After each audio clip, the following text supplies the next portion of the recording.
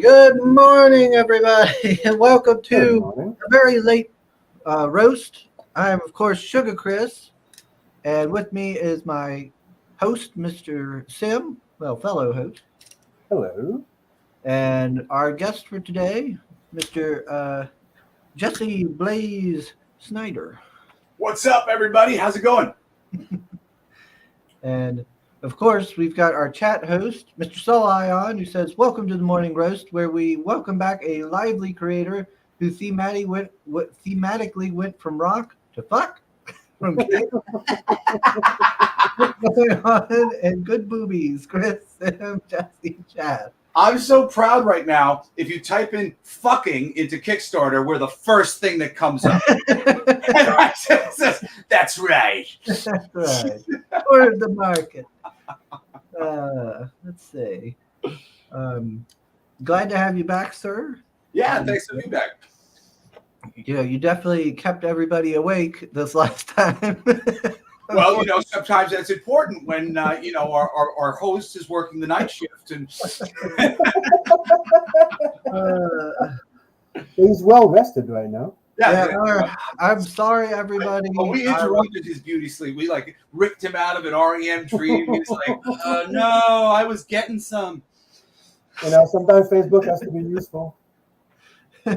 Yeah, I should have came up with some really good excuse. Was like, "Oh man, I was with a couple women or something." No, I got out of the shower, was sitting on my bed, and because it was the only cool place, and I needed to cool down, and because my face was hot and everything, and I had an hour yet before the show started, so I was like, "I've got time. I'm gonna sit here, get cooled off, and everything, and then I'll get up, cut down, cut my hair, and all that stuff." And then next thing you know, I'm hearing dee dee dee dee dee dee.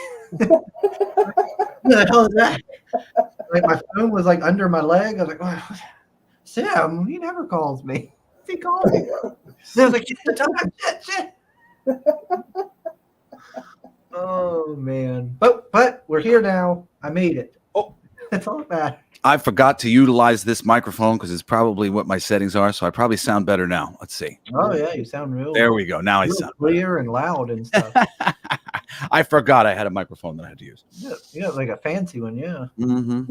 Well, I don't know if you guys know that at the last time we talked, I don't know if I was set up, but for now, I've got two long-running podcasts, and we clear 1 million downloads every month. I do a geek culture show called Coolest Geek Alive every Wednesday and every Saturday. Saturdays I do just recommendations of great movies, great TV shows that maybe you haven't heard about that were awesome, you should check out. And then Wednesdays I just kind of comment on the shit going on in the industry, from a perspective of somebody who's in the business, and I really, understand how this shit should be being made and the mistakes that are being made. And then I do a great show on Monday nights that you'd probably really like called All Your Favorite Bands Suck, which is it's just a feature of all my favorite bands, but it's tons of genres: humor, metal, punk, rap, just really great bands. And I know information about the band, just where do you start listening to? Start with this album, start with these songs, listen to this. I play a couple little clips for people. And it's just a whole show of you want to get into Nickelback, you want to get into Green Day, you want to get into The Offspring, you want to get into Flight of the Conchords, you want to get into whoever it might be. And we've got 30 episodes so far, and that show's been blowing up. So it's been pretty cool. So my pro microphone, 4 days a week, I'm on the mic doing my podcast. And I just started an esoteric wisdom show on Fridays called Everything They Don't Want You to Know, which is basically what they teach you in the Freemasons and in the Skull and Bones and all these other fucking things, which is esoteric wisdom that you could find on your own if you understood what you were looking for, which is largely Hermetic principles and alchemy and shit like that. Oh, wow. You're covering everything. Well, I mean, for me, that's what I care about. It's about music and comics. Those are my two passions. And the things that make me good at making music and making comics is the fact that I have lived and I have learned and I have come to understand what the fundamental principles of our reality are, so I can make art and music that really connects to people on a soul level, on a vibrational level. Everything is just fucking vibration, man. And, understanding the nature of our reality makes you make better art. And so for me, it's all about like that body, mind, spirit connection. And because when you get there, that's when you're fucking Jimi Hendrix and you're playing the solo lead guitar, and everybody's going, "Oh my God, he has so much soul." Yeah, soul, being connected to your soul. It makes great art. And where can people find these podcasts? Yeah, if you just type in my name on Spotify or iTunes, wherever you listen to your podcasts, it's available wherever. Jesse Blaze Snider is the host of every show, so it's Cool as Geek Alive, and all your favorite bands suck. But you can find them if you just type in my name. Okay. Yeah, I don't do a lot of the Spotify and all that stuff. I don't know how they all work. But Yeah, me too. I do YouTube largely. I had gotten reached out to about the podcast thing, but I love podcasts because honestly, I don't love being on camera. It like changes the way I interact. And like it's interesting. I tried to go to do my shows like live stream, but it really was changing up the way I was doing the show. Because for me, it's just all about ideas and like the things that I'm thinking about. And as soon as it's like my face like looking back at me, all of a sudden I'm like, oh, am I like, are people going to take this the wrong way? Are they going to take it the right? Like, as opposed to just hear my words, hear what I'm saying. So I went back to just doing it as the podcast. And now every now and then me and Aaron Sparrow will get on the live stream and we do the Coolest Geeks, a live stream, sometimes on Sunday nights. Okay. Oh, Aaron Sparrow. I think I've seen his name on Twitter. Aaron's the So best, that's- one of the best he's a comic editors in book guy. comics. Yeah, he's Yeah. one of the most brilliant writers that I know. One of the most brilliant editors. One of my best friends for many years. He and I worked at Boom Studios when they had the Disney license, and I worked on Toy Story and the Muppets and all that. And we became best friends. And Aaron's got a great book that he's promoting right now. You should totally follow Aaron and support him. I'm so proud. I've been alongside him, as he's been working on the scripts and getting this shit going. But he's got a book called Kneel Before Doomface, and it is very, very funny and is going to completely lampoon the social justice warrior fucking atmosphere that we've got going on right now. Really, there's just a brilliantly funny book. So follow Aaron and keep an eye on what he's doing too. Yeah.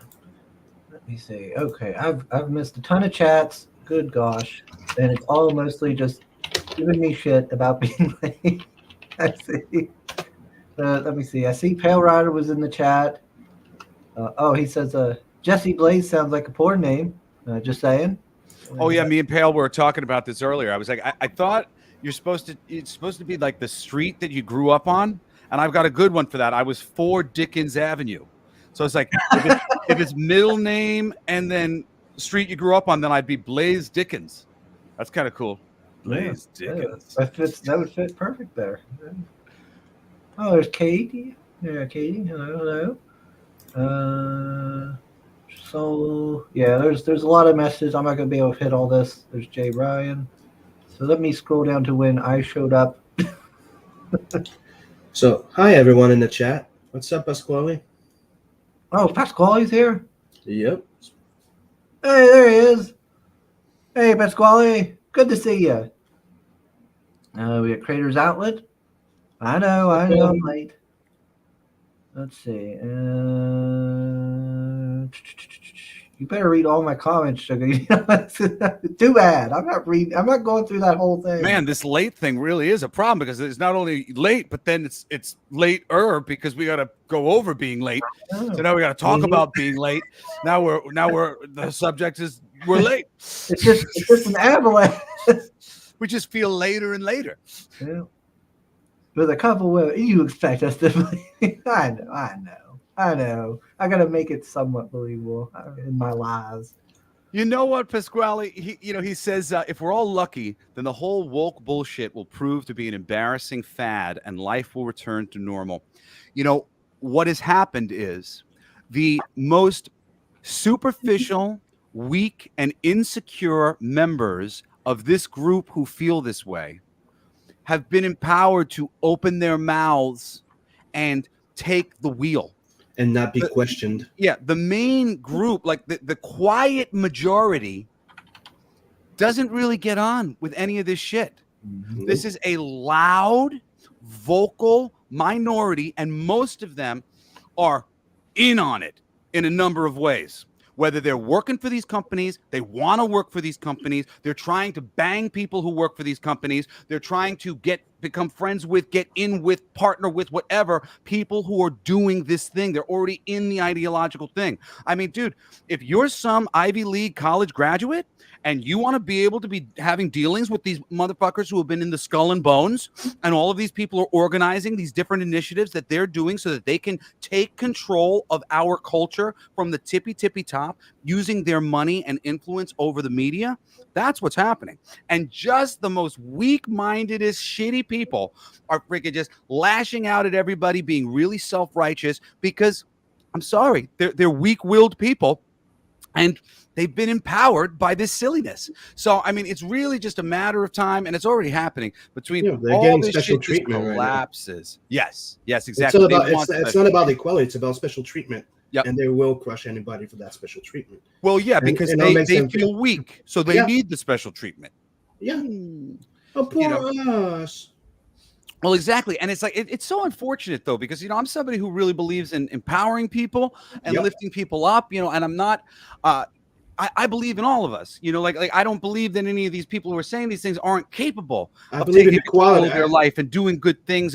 But I do think that fundamentally, if this is the place where they're living their life from, that has got to be a barrier to their, pursuits and their success. One of the things I've picked up on, it's quite early on, it's the thing that we went from equality of opportunity, equality of chances, or anything, that everybody's equal, for equity.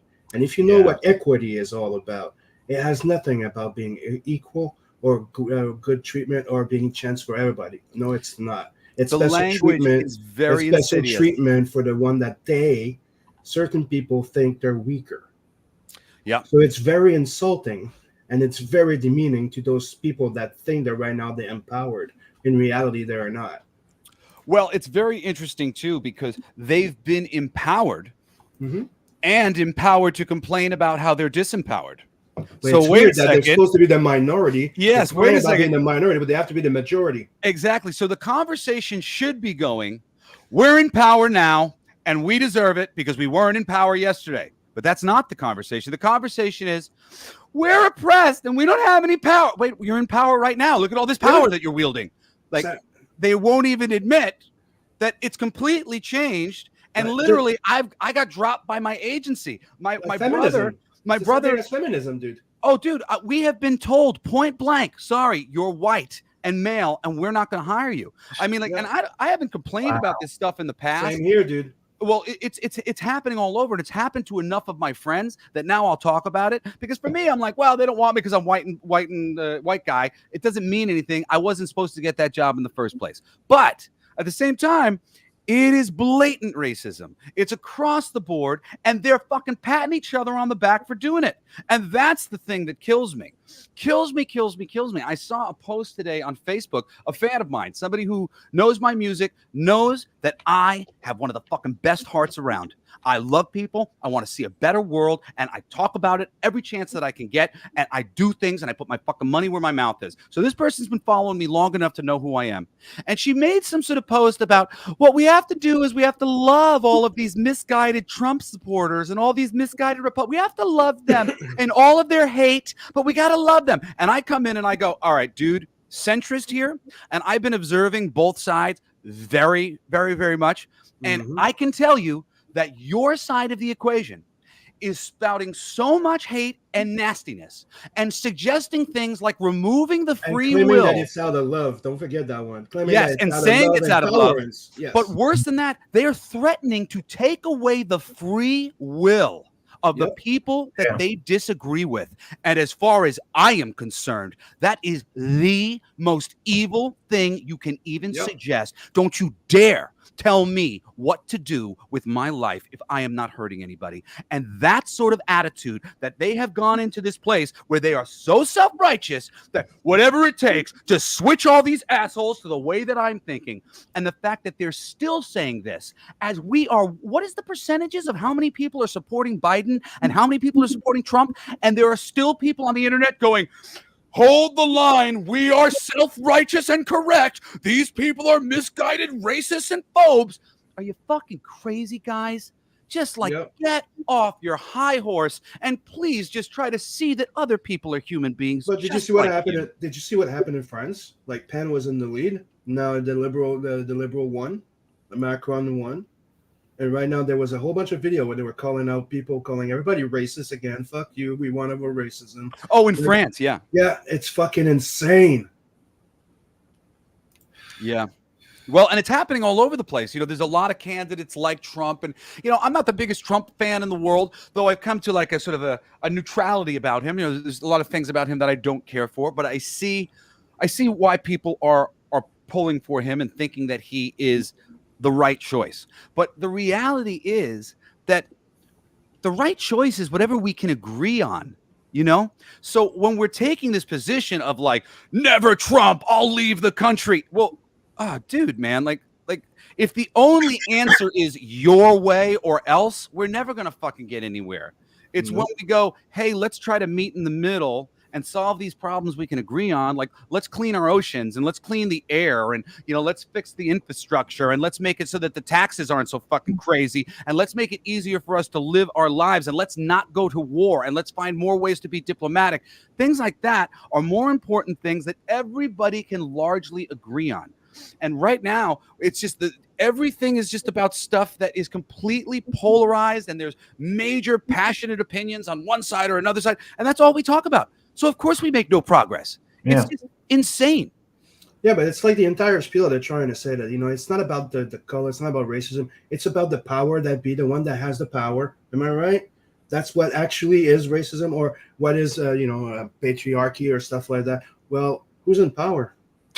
Well, it's even worse everywhere right now. It's like it doesn't make sense. Sim, it's even worse than that because these assholes on the left who think they're winning, they haven't changed shit. I know. They are persecuting their fellow men. They are not persecuting the white man at the top who's taken over things. And you want to know what the white man at the top, you know what the Rothschilds are doing? They're saying, hey, my wife, Mrs. Rothschild, I'd like you to go be the head of this board now because I've got this whole DEI thing going. And I want the little people below to believe that, we're being more inclusive and we're moving into some sort of matriarchy. There's no fucking matriarchy. The Rothschilds and the Rockefellers and every other fucking powerful family under the sun who have literally dictating what you listen to, dictating what kind of movies you see, dictating what kind of fucking food you eat and how the food is grown and what kind of medical procedures you are given. These people own the colleges. They own your fucking teachers that are teaching the doctors, that are teaching the fucking people who are making the science and all this shit. And it's science. Dude, it's led by money. Once the money gets involved, you cannot trust the results. There are so many ways to manipulate results of scientific studies. If you need to read something, read about how you can manipulate results of studies.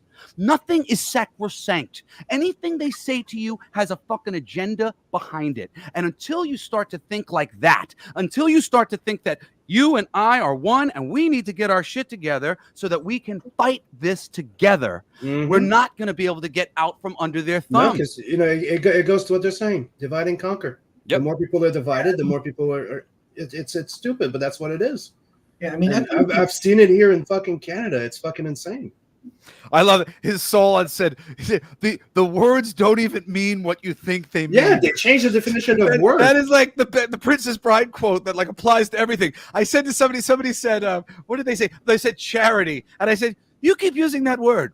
I do not think it means what you think it means. It's like, it's just like, there's so many words that are, people keep saying, woke or whatever. And I keep saying awake. Not woke. Dude, it's like social justice warrior. It used to mean something. Now it means something totally different. Yeah, I was a social justice warrior when I was same here. It was the people matter. Versus the machine. It does not matter anymore. They literally have taken our bleeding hearts and they've turned them into a part of their ugly machine. And that's what makes me the most sad, because most of my friends who I'm now kind of like fighting against, they're the biggest bleeding hearts. Yeah. They're the ones who I like related to the most. And I'm sitting here going, guys, you're being manipulated. Don't let them use you for bad. You're good and you're being bad because they're fucking telling you and you're trusting them.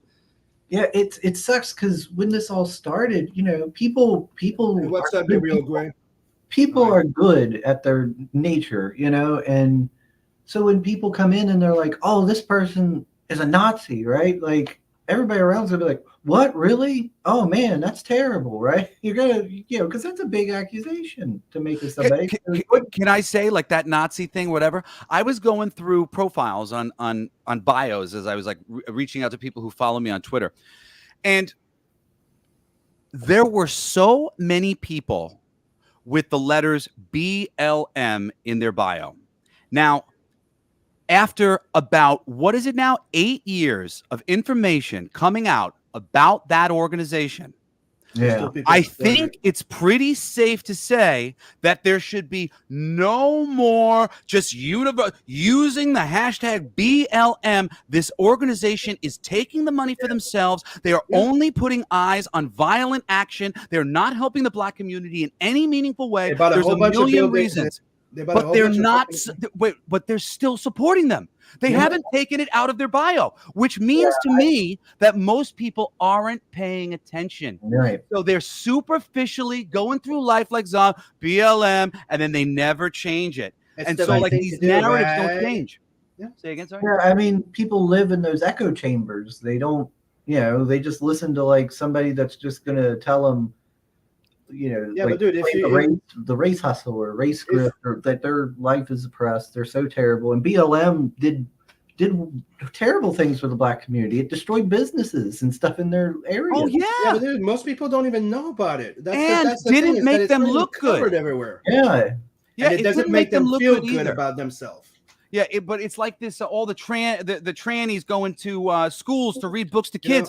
That's not helping the trans community. The trans community is just looking for acceptance and to not be persecuted. Once that stops, great. Most trans people, that's all they're looking for. But the moment you start taking those trans people and trying to push, what you start to do is create unrest and disenfranchisement with the people who are a little uncomfortable about those ideas. It doesn't matter. Yeah. It doesn't matter that they're uncomfortable and you aren't. It's to make people understand or accept that they're wrong. They're wrong. People don't like to be wrong. And if they made a wrong mistakes, even if they have proven their face, they will not accept it. It's one of the hardest freaking stupid thing that us as human beings have. It's hard to say, like, okay, fuck, I fucked up, I'm wrong. And most people don't. And another thing is, it's not covered by many media. Most people just go on Facebook or they watch their TV. So unless you actually check things out, like do some research on Black Lives Matter or research on different little things, you won't know shit. Well, the media isn't propping up those ideas. Like, they don't know that they bought a low bunch of fucking buildings and blocks and fucking property in in rich neighborhood. Oh yeah, yeah. That's what they did. It's funny. They bought Beverly Hills. If you, like, I'm a little older, so I'm 41, right? If you used to watch the news back in the day, whatever the news was, it would come out, and if you switch between, say, CNN or MSNBC and Fox News, right, they would be covering the same news item, but they would be covering it from two very different perspectives. Today, if it is inconvenient to the left, they will simply not cover it at all. At all. If it is inconvenient to the right, they will simply not cover it at all. That's all. When you watch, it's not about the left or right. It's about the extremes from both sides. It's fucking stupid. Exactly. So if you want to get the news now, you have to watch both parties' news stations because the other station won't give you any of that news, and that's what makes us centrist. That's what makes us centrist. Yes. Yep. And by the way, Gabriel, I'm in Montreal. What's up, buddy? Oh yeah, Gabriel, what's up, brother? He's the best. He was talking about how this the Trump trial was such an injustice. This is the thing. You can't cheer on an abortion of justice like that because it could happen to your party next year. Look what's happening with Trump right now, right? With the freaking porn star stuff like that. Okay, fair enough. But what happening with the fucking Hunter Biden thing? The laptop. How about him? Like with the fucking kid on video doing coke and fucking that kid. What the fuck? There's so many things. I mean, the fact that it was squashed, it was proven to have been squashed for the porn star. The election. What does that say? Happens. Raise a generation or two of kids on participation trophies. They think they should win because they just showed up. Well, you know what, guys? I got to say something about the participation trophies. Because the truth is in the middle. Okay. The middle is we are all uniquely special. We should all be uniquely encouraged. It doesn't mean that every kid is supposed to win the race. It doesn't mean that every kid's supposed to win the football game. It means that everybody's got something in them that you can find and you can mold and you can turn it into something. Everybody's got a special energy for something. Everything starts with a good intention and then gets perverted into something else. Yes, It's exactly. any type of that little movement that you start with a good intention because you want to empower some people or something, or you want to address something. But then people will never stop.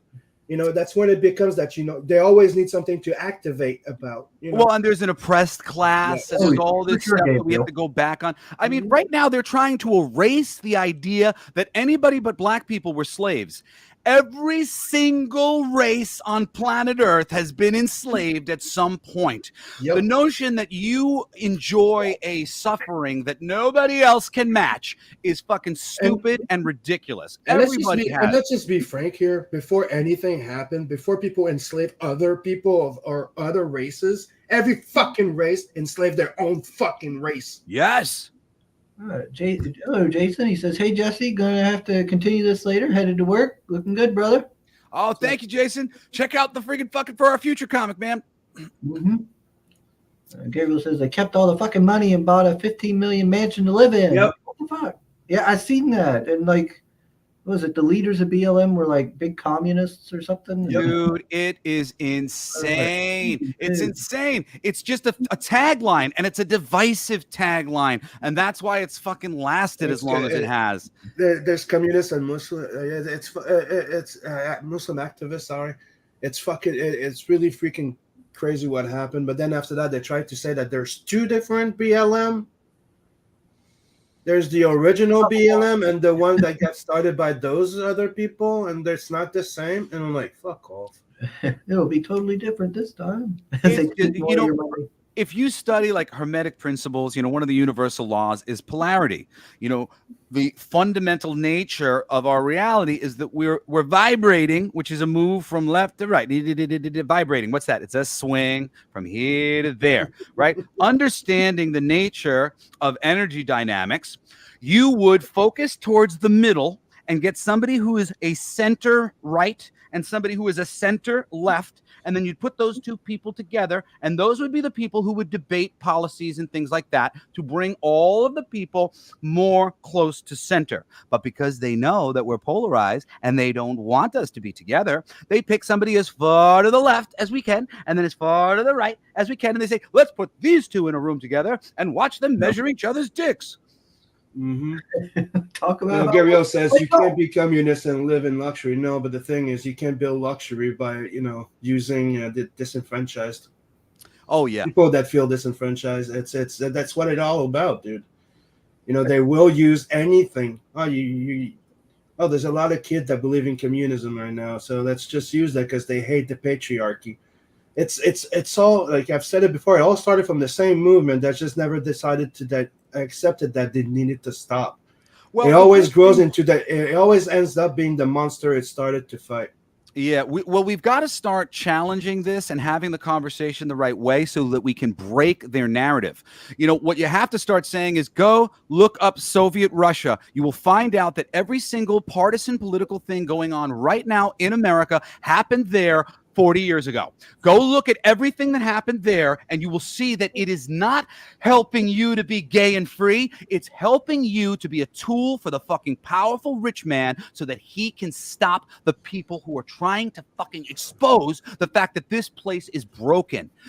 Every white supremacist, every black supremacist, every religious supremacist believes the same thing, that there is a calculated system of power that is trying to stop them from being able to live their life the way they want to.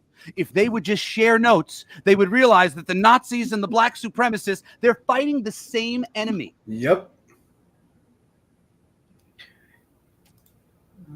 Sharon says the Irish were traded and put in indentured servitude in far larger numbers than any Africans brought to the West. Hell, most places in America had signs that said no Irish. That's true. Yep.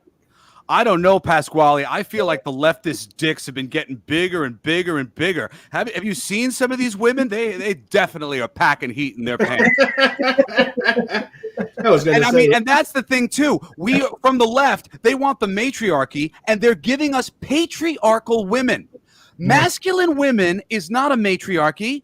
There are feminine men. I'm a more feminine Did you man. see I'm that a new- creative person. I'm a loving person. I'm Did you more see- feminine. did you see that little Katy Perry video promoting her new album that was going on Facebook?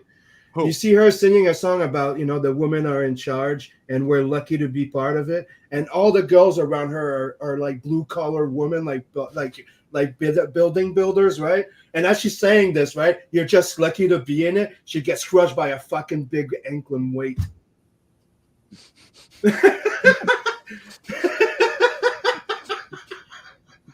So I'm like, what? It's weird. I'm getting a mixed message here. And that was fucking hilarious.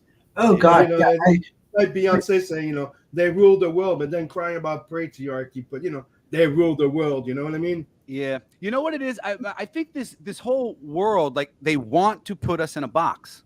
And for me, it's like, I won't go into the box. And, I have my own values, and I can't put a label on what my values are. And I'm not even going to fucking tell you what they are, because I don't fucking have to. My values will be my values. And I'm not going to give you a clue so that you can hate me for, being a libertarian or whatever the fuck it might be. I will, however, stay firmly in the middle. And I will do my best to understand you crazy people on the right who feel perfect about that, and you crazy people on the left who feel perfect about that. And I'm going to hang in the middle with the people who I think are judging everything on a case-by-case basis and ultimately recognize that the whole fucking system is fucked. And we need to do something different. And it's only going to get there when we come together as communities. Really, for me, I believe that the geeks are going to inherit the earth. I believe that we make up a group of people who are highly intelligent, don't mind reading, can understand very difficult concepts, but we're a little shy. And when somebody like me and other people like me can rise up into the right position to empower us to be the fucking incredible, brilliant people that we are, we will come out of our geek shadows and we will take over this planet and start making it like the D&D games and the fucking Rift games that we play, filled with sages and brilliant people who execute brilliant plans and get things done. Nothing is happening on planet Earth right now because we don't have people who are altruists who only want to get things done and see a better world. But when people like us show up into politics and show up to change the world, things will actually change. Okay, share my screen for a sec. I found the little clip I was telling you about. Oh, yeah? You ready? It's called Woman's World, okay? Oh, my God. I better not post that. Was that a close-up of her titties being pressed together? It's a woman's world and you're lucky to be living in it. Wait a second. Was it her idea to drop an anvil on her head? A cartoonish anvil drop on her. Or somebody else did that? That's amazing. I hated it until that it was great. That was great.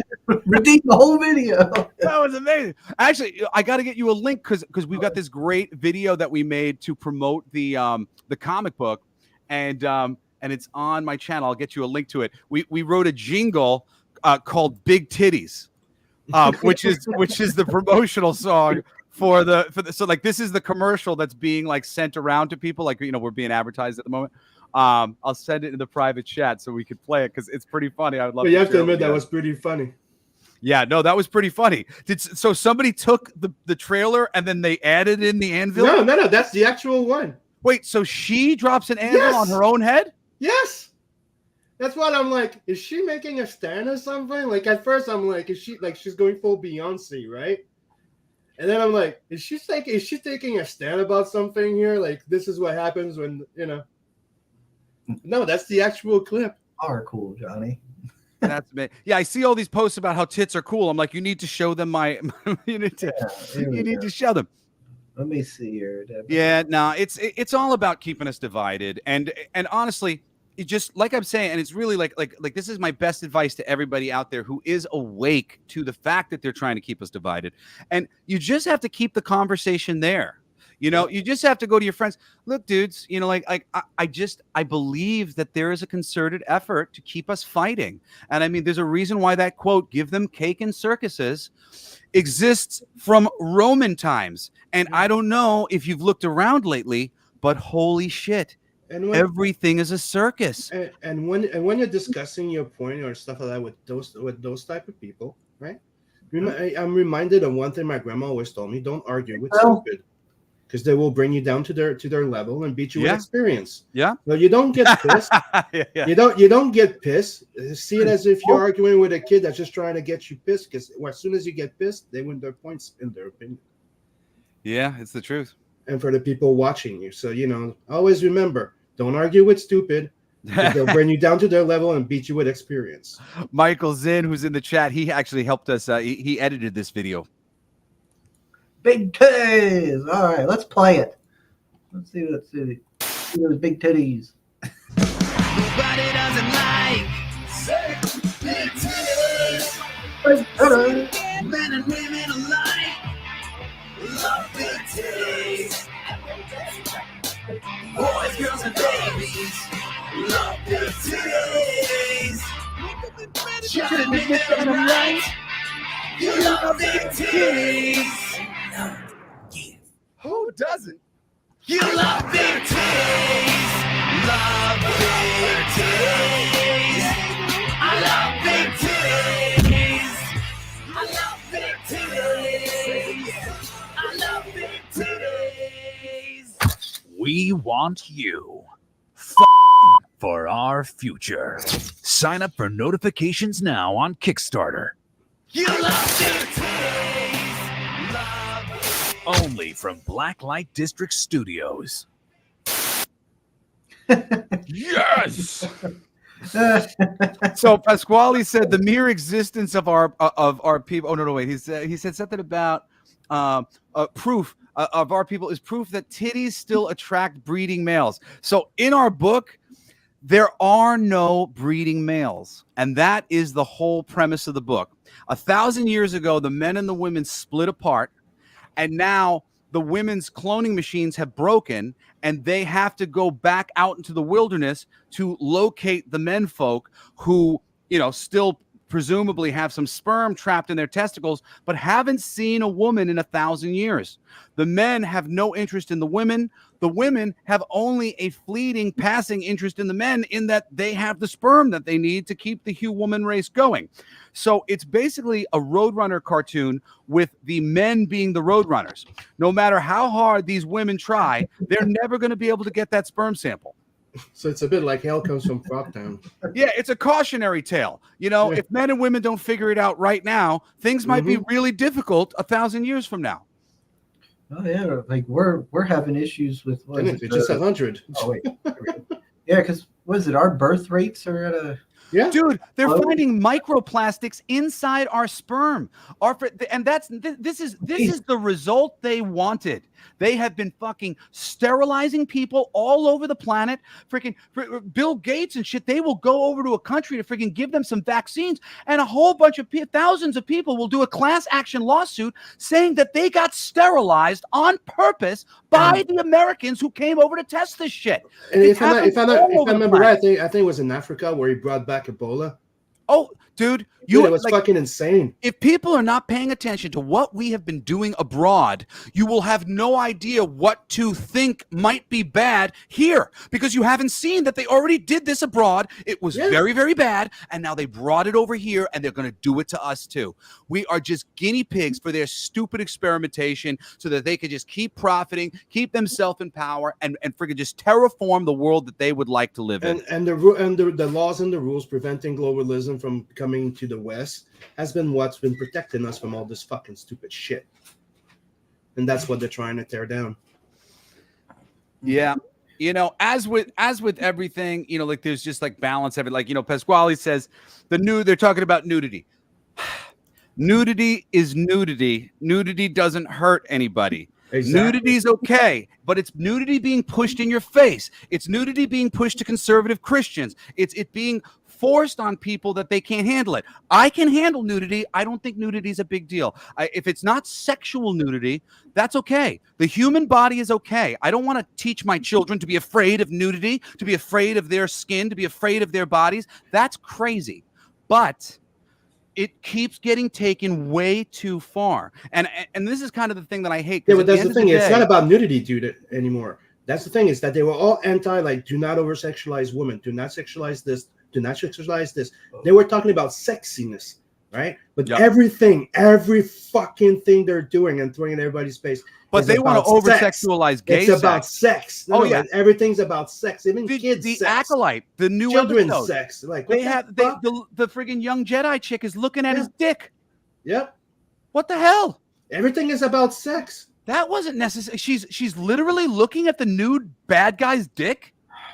What a weird moment on a fucking show about good and evil. Yeah, what? Like, this is Star Wars. That shouldn't be on there. like some weird fan fiction. It's so strange. It's really it's just so weird the way it's all twisted. And you know, it's unfortunate because now the Jedis were the bad guy and the Sith were really just the good people, like, you know. Yeah. Well, you know, I used to feel like I was fighting against the dogmatic sort of Puritan religious people. And right now, me and the dogmatic Puritan religious people are on the same side. And as soon as I'm done fighting these motherfuckers, I'm going to have to fight the dogmatic Puritan religious people again, who are going to become newly empowered by this insanity that the left is doing. And then I'm going to have to go to these Puritan people and go, hey, man, I know that you can't get behind some of my freedoms, but you can't tell me what to do.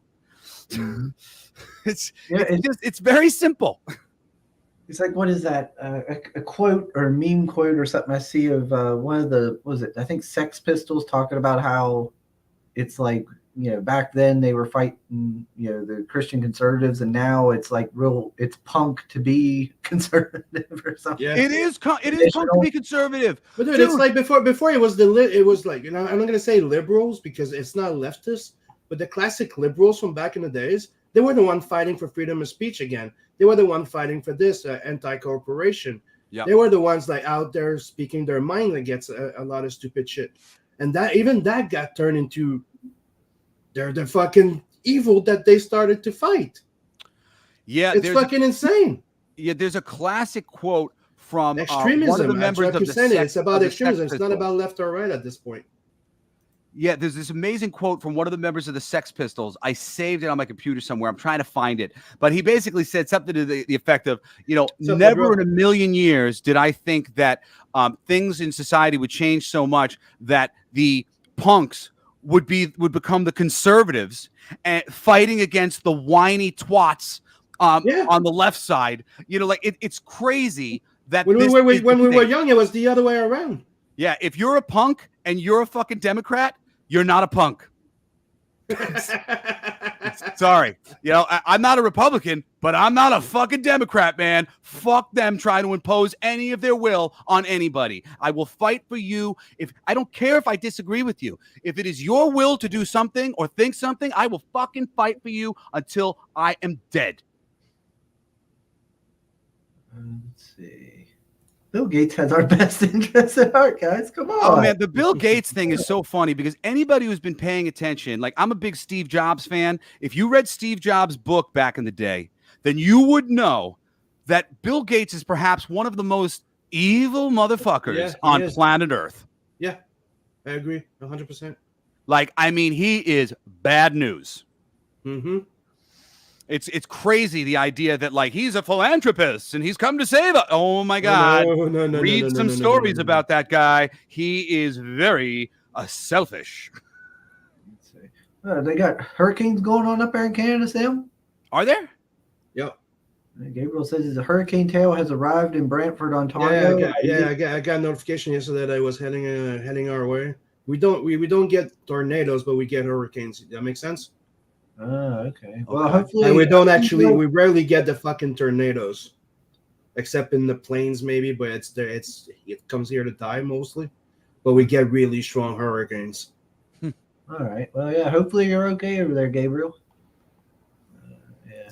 Act Yeah. Like Dead, only one good episode, and that was just a I mean, solid- even that, man, like this, for some people, this is like next level conversation, but it's not next level conversation. During World War II, there wasn't the Manhattan Project singular. There was the Manhattan Projects plural. They were inventing as many fucking things to end the war as possible, including a system called HARP, which was a weather controlling device, which was absolutely the information of how it happens using metal particulates that you put out into the atmosphere, and then you can project beams into those things to make them vibrate at various things, and you can change the temperatures, and you can control the weather.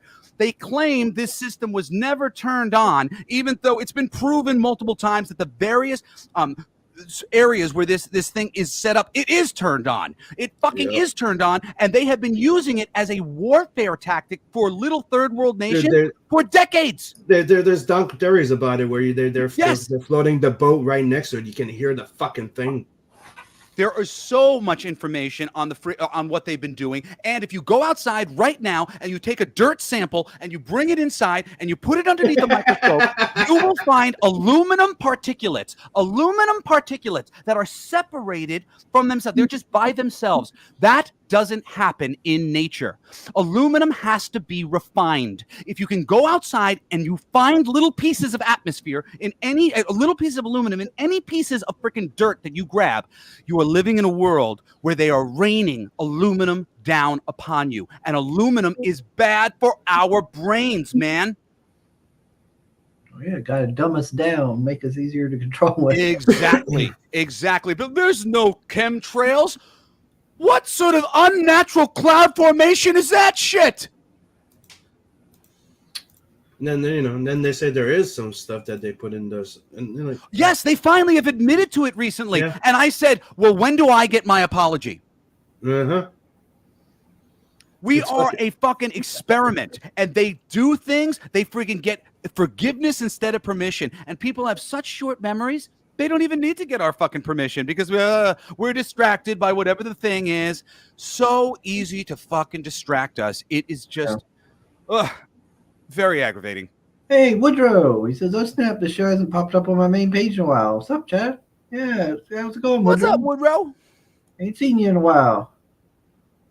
Corporate punks. Woodrow, check out the fucking For Our Future comic. That's right. Everybody, go take a look. You know, Sim, when I first seen this book, I was like, I wonder what Boob Dan's doing. I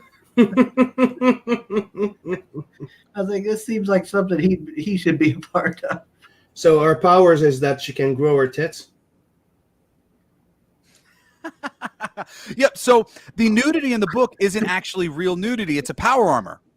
So my book is very subversive. You know, like it's an erotic book, but it's not an erotic book. There's nothing erotic about it. It's a science fiction book that uses nudity to sell the book. But the actual story is just a total sci-fi story about the need that these women have to sustain the human race. They need to go get some sperm, but they're not feeling sexy about it, and the men aren't interested in them, and they had to invent these power armors to go get the sperm from the men because the men have de-evolved into these like Bigfoot creatures known as the three-legged men living in the wilderness. And the men, they don't want the women. They just go away. Like, get out of here. Like, I have no, what are you? I don't know what you are. You don't interest me. And every story ends the same way, with our chick getting thrown into the woods, getting her power armor all damaged, and oh well, back to the drawing board. We'll come back next issue and we'll try to get some sperm again.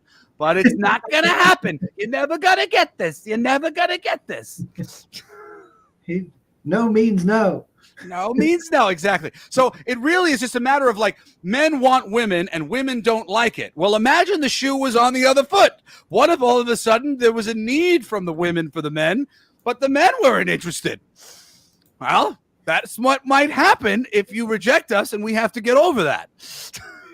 But I mean, ultimately in the book, it's very balanced because the women are you know, they're great. You know, like they've got their utopian society. They're doing all the things. But of course, there are inherent problems with that idea, which is men and women don't have masculinity and femininity on lock. I don't know about you, but I know some very masculine women, and I know some very feminine men. And in a society made up of all women, it would be made up of masculine women and feminine women, because there's only two types of energy on planet Earth, and those are them, masculine and feminine. So it doesn't matter if you get rid of the men, you're still going to have men. Doesn't matter if you get rid of the women, you're still going to have some women. That's how it goes. So, it's all like a misnomer, this idea of our dicks representing our masculinity or our vaginas representing our femininity. That's not how it works. I'm a very feminine dude. I'm very creative. I'm very loving and empathetic. I can be masculine, but my nature is more feminine. I'm the type of person you want to vote into office if you're looking for a matriarchal paradise. And there are women out there who vibrate similar to me. Those are the women that you would like to put in for a matriarchal paradise, not these fucking dykes, for lack of a better word, who they keep throwing into office, who are the most masculine version of the thing, who are going to go and do the bit. And I mean, like, it's such a stupid word, but it represents the type of woman that they keep trying to give us, who is not matriarchal. Let's see. What's everybody saying? By the way, if you guys get into the like fucking everything and the virgin all in, which is like our all in packages, like there's all in with no nudity, and then there's all in with the nudity. We've been adding things to the campaign like over the weeks, and we're adding one more thing this week. And then if we end up hitting 25K, 50K, whatever, the value of our all-in packages is really good. For what it is, it's all limited stuff. Everything's being printed in limited runs, and we're not going to be reprinting any of this stuff. I'm very big on, having our print runs be our print runs, and like, so that it actually means something. Because you can always change a cover a little bit, just a little bit to make it different enough that, okay, it's a new print run. But we'll never print them like this again. And it's really, really pretty solid. If you're somebody who likes to get, go the all in, get all the variants and stuff, we've really put all that stuff together in a fun way and have a really cool all-in package and fucking everything package. So, you'll be getting your money's worth if you guys go all in for us. Yeah, I mean, the art looks good here on the previews.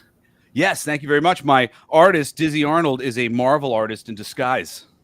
A Marvel artist in disguise.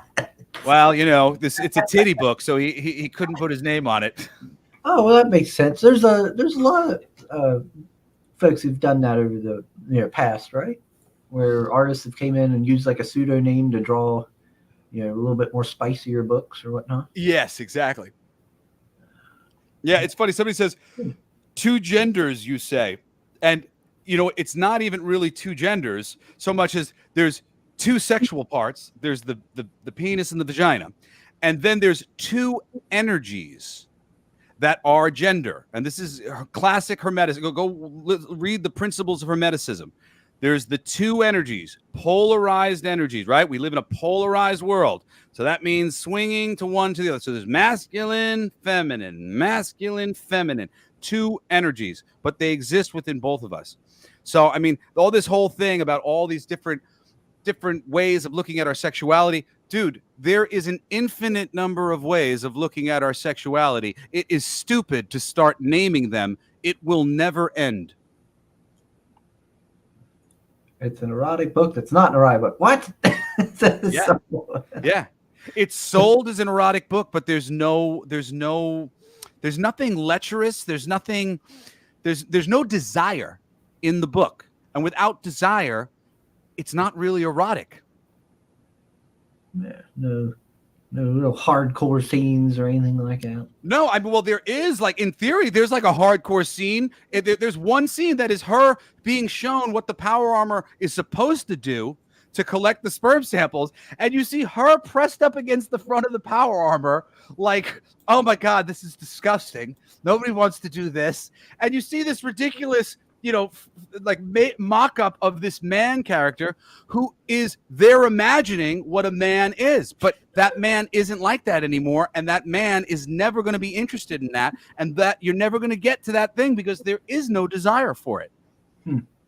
So it's all like, sort of like goofing on and making fun of the silliness of sex. And I mean, because really at the end of the day, sex is kind of silly when you like take it out of what's he doing now? He's been putting his fingers into weird spirals, and he's cranking it. What is he turning on her boobs? Or like, what's going on here? Like, it's a very silly kind of thing that we get up to. So that's like, we're just turning it into a cartoon. so that we can comment on men and comment on women and comment on relationships and comment on sex from a really fun perspective, and just sort of play a real fun game based on this premise of, oh, well, you need the men now. Okay, like, here you go. You're in the power position, except it doesn't quite seem that way. Yeah, and we got, what do you say? So it says, after a short commercial break for the book, we'll be back with Vibrating with Jesse Blaze Snider. On E. On A&E. Yeah. I like, it's hard for me not to vibrate. My legs always going. I'm saying, yeah. Yeah, you always got energy. Yeah.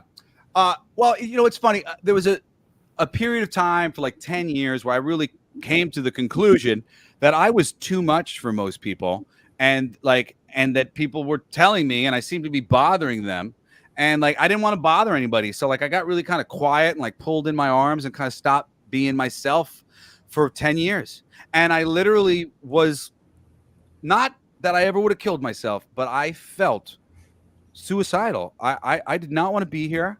I wanted to die. I wanted to go, because I was like, what is the point of me being here, being a loving person who really cares about other people, if other people are going to look at me and because of my energy and passion and exuberance, and they're going to think that I'm like self-centered or egotistical or try to make shit about myself. I'm just a really passionate guy, you know, and I hate that other people are reading into my behavior and they're putting bad things in it. And what I realized was, they're the bad thing. I'm not the bad thing. They're reading into me. If you're putting bad things on me, that's on you, buddy. So I'm just going to be myself, and myself, I'm fucking vibrating. I'm being passionate. I'm kind of loud sometimes. I really care about things, and I'm not going to censor myself anymore. Not for anybody, not for anything. I am not a bad guy, and I care about people. And I know that what I have to say is something that everybody needs to hear, whether they fucking like it or not. There you go.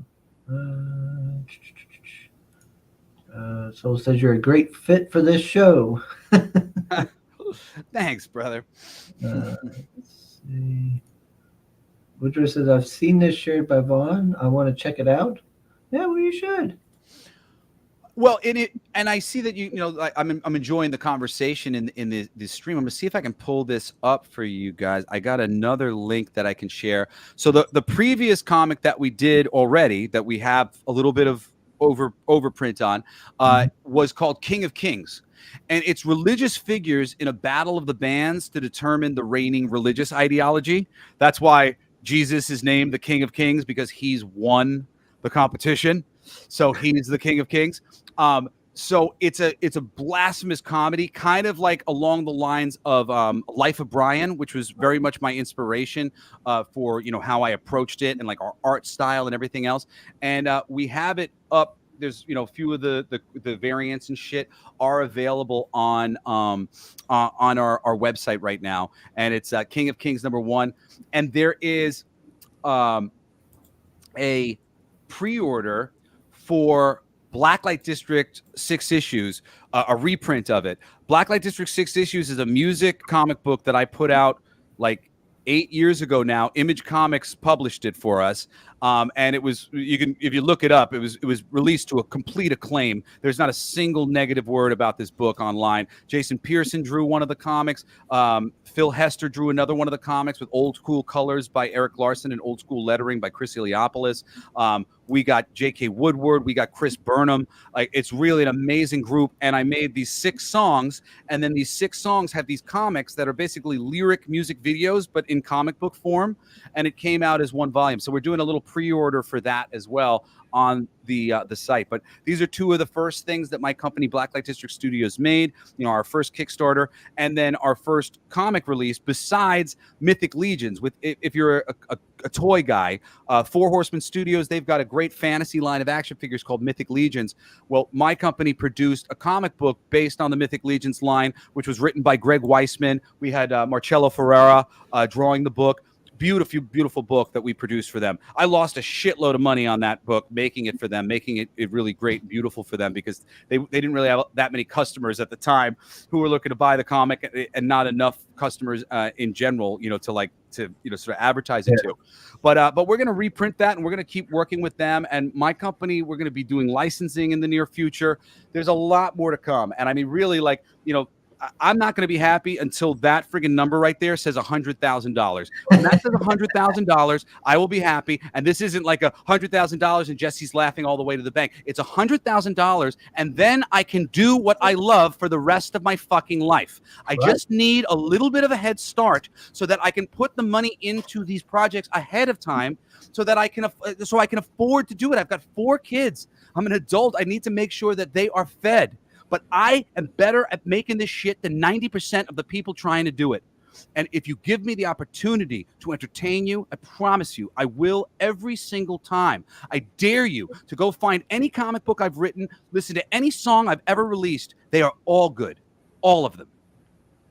Yeah, well, they can't say that you don't have an eye for talent. You're certainly grabbing up the right artists and editors and inkers and stuff like that. Well, that's because I love people, man. And I mean, really, that's the end of the day. The reason why I can pat myself on the back is because I know that I have an eye for talent, and that I wouldn't be shit without all my collaborators. At the end of the day, I'm not doing it in a vacuum, and comics and music, it's all collaborative. It's all just, getting the right people together and figuring out how to get a good vibe and get some laughter going and get some smiles going between you. And before you know it, you got a great song. You got a great comic. And me and my buddy, Dizzy Arnold, not his real name, we fucking spent the past year just laughing our stupid asses off at this ridiculous comic book that we thought we would never make. We thought we would never make anything like this ever in our lives. And we just kept going, oh my God, we're so glad we made this. Oh my God, we're so glad we made it. This is so funny. This is so ridiculous. I can't believe this is what we're working on right now. And, that's it, man. That's when you know that you're doing it right. When you just you start realizing that you're working on shit that you never imagined you would. There's Mr. Break. Hello, sir. What's up? What up, brother? We're looking at a book, Mr. Brink, Fucking for Our Future. Over here on the Kickstarter. Yeah, I'm really excited that we got. Thank you, Gabriel. Well, KOK, that's King of Kings.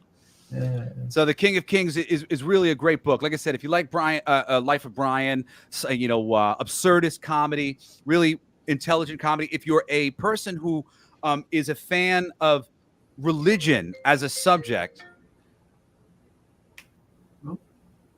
if you're a fan of religion just as a subject matter, and you're somebody who's investigated a lot of different religious ideology and philosophy, you will see how much wisdom of all of those things is in this book. It's not just us making shit up. It's us who understand the fundamentals of the religions that we're talking about, at least superficially. And often much deeper than that. And people who appreciate religion and things like that, they will really appreciate so much of the intelligent parallels and commentary we're making in the King of Kings book. So, I appreciate you guys checking it out. It's not any kind of mean-spirited making fun of or anything. No, there's literally a warning at the beginning of the book, and I'll tell you, and it says, this is meant to be fun. If you think for a second that you might not enjoy the experience, do not move forward. And because Jesus is the bad guy in our book, he's not really the bad guy. Scientology is the bad guys. Jesus is a heel. He's a heel because he's the advantaged son of God. And that's how he comes off to to people who aren't Jehovah's Witnesses when you're banging on my door trying to tell me that I got to be saved by Christ. So it's all about perception. It's all about the way your religion is being shared with others, as opposed to the way it's meant to be or the way we're actually thinking about it. Even though some of the fundamentals of how the things developed are kind of scrutinized in some little way, shape, or form, or jokes are made about or whatever. But it's really just to give a proper perspective that there are a lot of different ways of looking at the same thing. There are 16 religions that are included in our Battle of the Bands, and they are all essentially equal. Jesus might be the most popular choice, but all the other people who have chosen otherwise, they think this is equal to your thing.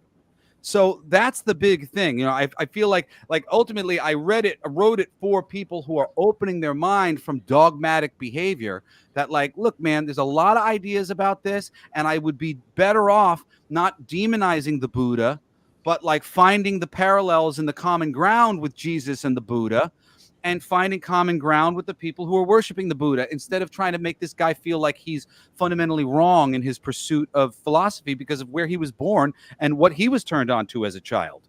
You know, I mean, the majority of the people who believe in Jesus is because of how the influences you have. Do your influences make you more righteous than somebody else's influences and where they were born? No. Jay Ryan says, Jim and the holograms versus the misfits is the ultimate battle for supremacy. That's an interesting thing. Do they have a song title called Gem and the Holograms versus the Misfits? They should really write a song like that. I like Dig Up Her Bones. Point me to the sky above. I can't get there on my own. Point me to the graveyard. Dig up her bones. If you don't know Misfits, go listen to that song right now. Mr. Break says, the guy sure is enthusiastic. That's right. Yes. I'm not enthusiastic. Who do you think you're dealing with? Yeah. Do you not know Mr. Snider, Mr. Brink? If not, you should have him on your show. He's a pretty swell guy. Oh, thank you. Please do. I've got 5 days or 6 days left on my campaign, so every little bit. I had Doomcock told me he was going to have me on the show, but he hasn't got me on yet, and like he hasn't got. Hopefully, he's going to come through for me. I love him, even if he doesn't come through for me. I'll still love him, of course. But I had all my buddies' Film Threats supposed to get me on, but I haven't been able to go on yet. Like I have a bunch of big shows who were supposed to get me on, and I have not been on yet. So in these last 6 days, I'm praying that I'm going to have World Class Bullshitters is supposed to have me on. So fingers fucking crossed, because I love all those guys and they really wanted to help us out. But so far it has not worked out. Those are all pretty big name channels, ain't they? Like, yeah. In terms of subscribers and stuff. Yeah. Yeah. That would be a lot of help for getting more eyes on this then. Yeah. But I mean, I tell you what, coming on a show like your guys, and like, I just did John's Long Box yesterday, and I do tons of these shows. Like for me, at the end of the day, I care about people who actually read comics. Mm-hmm. There's a very small percentage of people who actually read comics. Yeah. People who read comics are the people who will most appreciate what I'm doing. If you don't read comics, you won't be able to appreciate how well my comic book script is written for a comic book. You won't appreciate that my page turns are fucking legit. You won't appreciate how I'm laying everything out with my artists and the people that I've selected to do the good work at a high level. So for me, in order to really truly be appreciated for the level of a comic book creator that I am, I need people who appreciate comics at a very high level to be turned on to what I am doing. Otherwise, it's not going to be deeply appreciated the way it is meant to be. So I care more about you guys than being able to kind of get it to the masses. It means more when somebody who really gives a shit the same way I do goes, wow, this was great, and I really appreciated this, and I'm going to tell my friend Bobby. It's like you and Bobby I care about. Like you guys are into this, and you guys are talking about this regularly, and I've just been added into the lexicon of conversation about fun and cool things that are going on in your world. That's awesome. That makes me happy. So, just being some superficial son of D. Snider, and, if my dad posted some bullshit about my fucking Kickstarter, and I had a bunch of D. Snider fans telling me whatever, and then sending me messages, could your dad sign my comic too, man? Or whatever, because they're buying the book for the wrong reason. Yeah. That's not it. What is it is the audience going, recognizing this is great. He is great. I really like what he's about. I would like to support this. I think if I support this, good things will happen in the future. That's what I want people to understand about me and about supporting me. And those people that actually care about a better geek culture world, a better entertainment landscape, those are the people I want behind me. I was trying to find when we started talking about this everything going on, in terms of like the culture and everything. You had posted the other day. I just seen it, I think last night, scrolling through my Twitter timeline. You were talking to somebody and you'd post this big message, and it was something along the lines about how you'd talked with your dad about people inserting their politics and dividing everybody and everything, and how, I wish I could find it again. Well, But I know what you're talking about. Yeah, I said I had a conversation with my father a little while ago. He just to give a little bit of like pass for it. He had a weird moment that happened. Trump started using his song. Mm-hmm. All of a sudden, he had this massive backlash, peer pressure amongst his peers and people on the other side of things to stop Trump from using his song, all these different things. My dad felt very much like he was kind of being quietly almost canceled amongst some of his peers in like behind the scenes. yeah. And he very, very quickly and swiftly, and this was the very beginning of what was going on with Trump. So like nobody had even experienced this whole like cancel thing that was going on or whatever. My dad very quickly was like, no, I'm against him and I don't want him to use my thing. And he came out very hard against him because my family is of Jewish descent. And he was basically taking the media talking points that there was a dog whistle being blown for white supremacy, and he didn't want to support that as a person, you know, whose family had gone through the Holocaust. And I understand that. But unfortunately, he started really aligning himself really, really firmly with the left and saying some things that I saw that I knew were being viewed as a Republicans are persona non grata. And I went to him and I said, Dad, I really think that the amount of racists and racism in the world that they are trying to purport is exaggerated like crazy. But let's say that there is a contingent of these racists. Isn't the best medicine for racism the freedom-fighting ideology of Dee Snider and Twisted Sister? Wouldn't it be such a fucking tragedy if the racists who needed the medicine that you make couldn't get it because you said something that made them feel so judged that they no longer will accept your medicine? They won't listen to what you have to say anymore. You have lost access to the audience. You can no longer affect them in any way, shape, or form. Wouldn't it have been better Good or bad? to be quiet and let your art speak for itself?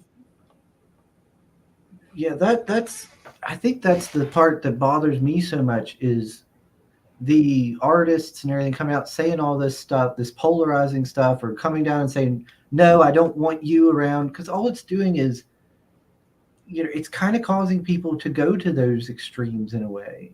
Like people, like I've known people who, since I guess the start of the whole like Trump bad and all that stuff, back in the day, I've talked to them and it's like, what happened to you? Because they've become fairly extreme in their beliefs, and I'm like, you didn't used to be like this. What? You're talking about the guy that went in front of like everybody to fight for against censorship and freedom of speech and shit. You're like that's one of that your dad's one of my heroes because of this shit. Yes, and now he's on the side of I know. It's fucking crazy. And like I literally I wrote a song called Hypocrisy, and it is about that. You were right the first time. Yeah. And now that you don't agree with some of the people, you changed your tune. He's actually come to the conclusion that he misspoke with some of his lyrics, and he gave too much of a blanket freedom that he was fighting for, and that he's misguided people like me. And I'm like, Dad, you are so wrong. You are so wrong. No, it's you inspired so the actual crazy. people that will be fighting for. Yes, I'm like, it's so good that you inspired me because we lost you. And unfortunately, there's lots of people like me who recognize the thing. Who are you to look down at what I believe? I'm onto your thinking and how you deceive. Well, you can't abuse me. I won't stand no more. Yes, I know the reason. Yes, I know the score. I'm me. I will. You'll see. That are the words of Dee Snider. And he struggles with believing them now, and that hurts my soul. Yeah, that's because really that is the truth, and he knew the truth as a kid, and he has comes into like a subject. I am reminded, and I go back and I rewatch that fucking how do you say it? When you went in front of Parliament, not Parliament, In Congress, with the PMRC. yes, Yes, Thank- Congress. Yes. when he went in front of the Congress to stand for this shit, and I'm like, dude, this is one of our heroes. It's kind of like, dude, but now that you're trying to politicize it and make it like a left to right thing, it's like that's freaking idiotic. That's like I'm sorry, but that's technically a centrist type of view of like dude, left or right, it changes. Like sometimes you'll have a conservative on the left. You cannot define it by left or right. Yeah. Well, I mean, this is the thing. It's like, people will say the best system of government is this, or that system of government is crap. The reality is, any system of government that we can agree upon will work. Yeah. If the three of us come together and we decide that communism is for us, and we really genuinely feel that that's cool, and we work on to make that cool, then it'll be cool. If we decide that capitalism is the best, and we're going to make that work, and we're going to feel good about that, it will work. Whatever we decide together will work or can work. Unfortunately, we have a lot of different ideas about what we should decide. So what that means is we have to create a system where both people can decide differently and still live on Earth in harmony. It's like one of the main point of that message was like everybody has a right to exist. Yeah. And now it's part of a point of where they don't want another side or another point of view to exist. How can that make any fucking sense? Yeah. It's really unfortunate. And, and the most unfortunate thing is this, my dad, he's a bleeding heart, man. He's got a big heart. I'm a social justice warrior because my mom and my dad are freaking great people. I'm not a racist because I grew up with blacks and Hispanics and Jewish people and all sorts of fucking people in my life. And my mom's a fucking, even his last album was pretty fucking good. Yes, and my mom is a feminist, and and she gave me feminist values, and I believe that women can fuck. My girlfriend is a fucking electrician, a union electrician in California who does all the same shit that the boys do. I love strong women. Even my mom and my grandma, they were feminists, right? I grew up like that too. I grew up raised by mothers, but even they saw it coming at the third wave when it turned into a men hating fucking part. It's even they picked up on it because they're like, "Ooh, I think we're fucking up here," because it's all about equality. It's all about the woman, the empowerment, that they can stand side by side, that they can do a job, that they can do something, they can vote. Dude, when it comes into like, we don't need men. What the fuck? Yeah, you know who I blame for like the beginning of some of that shit? I blame Cher.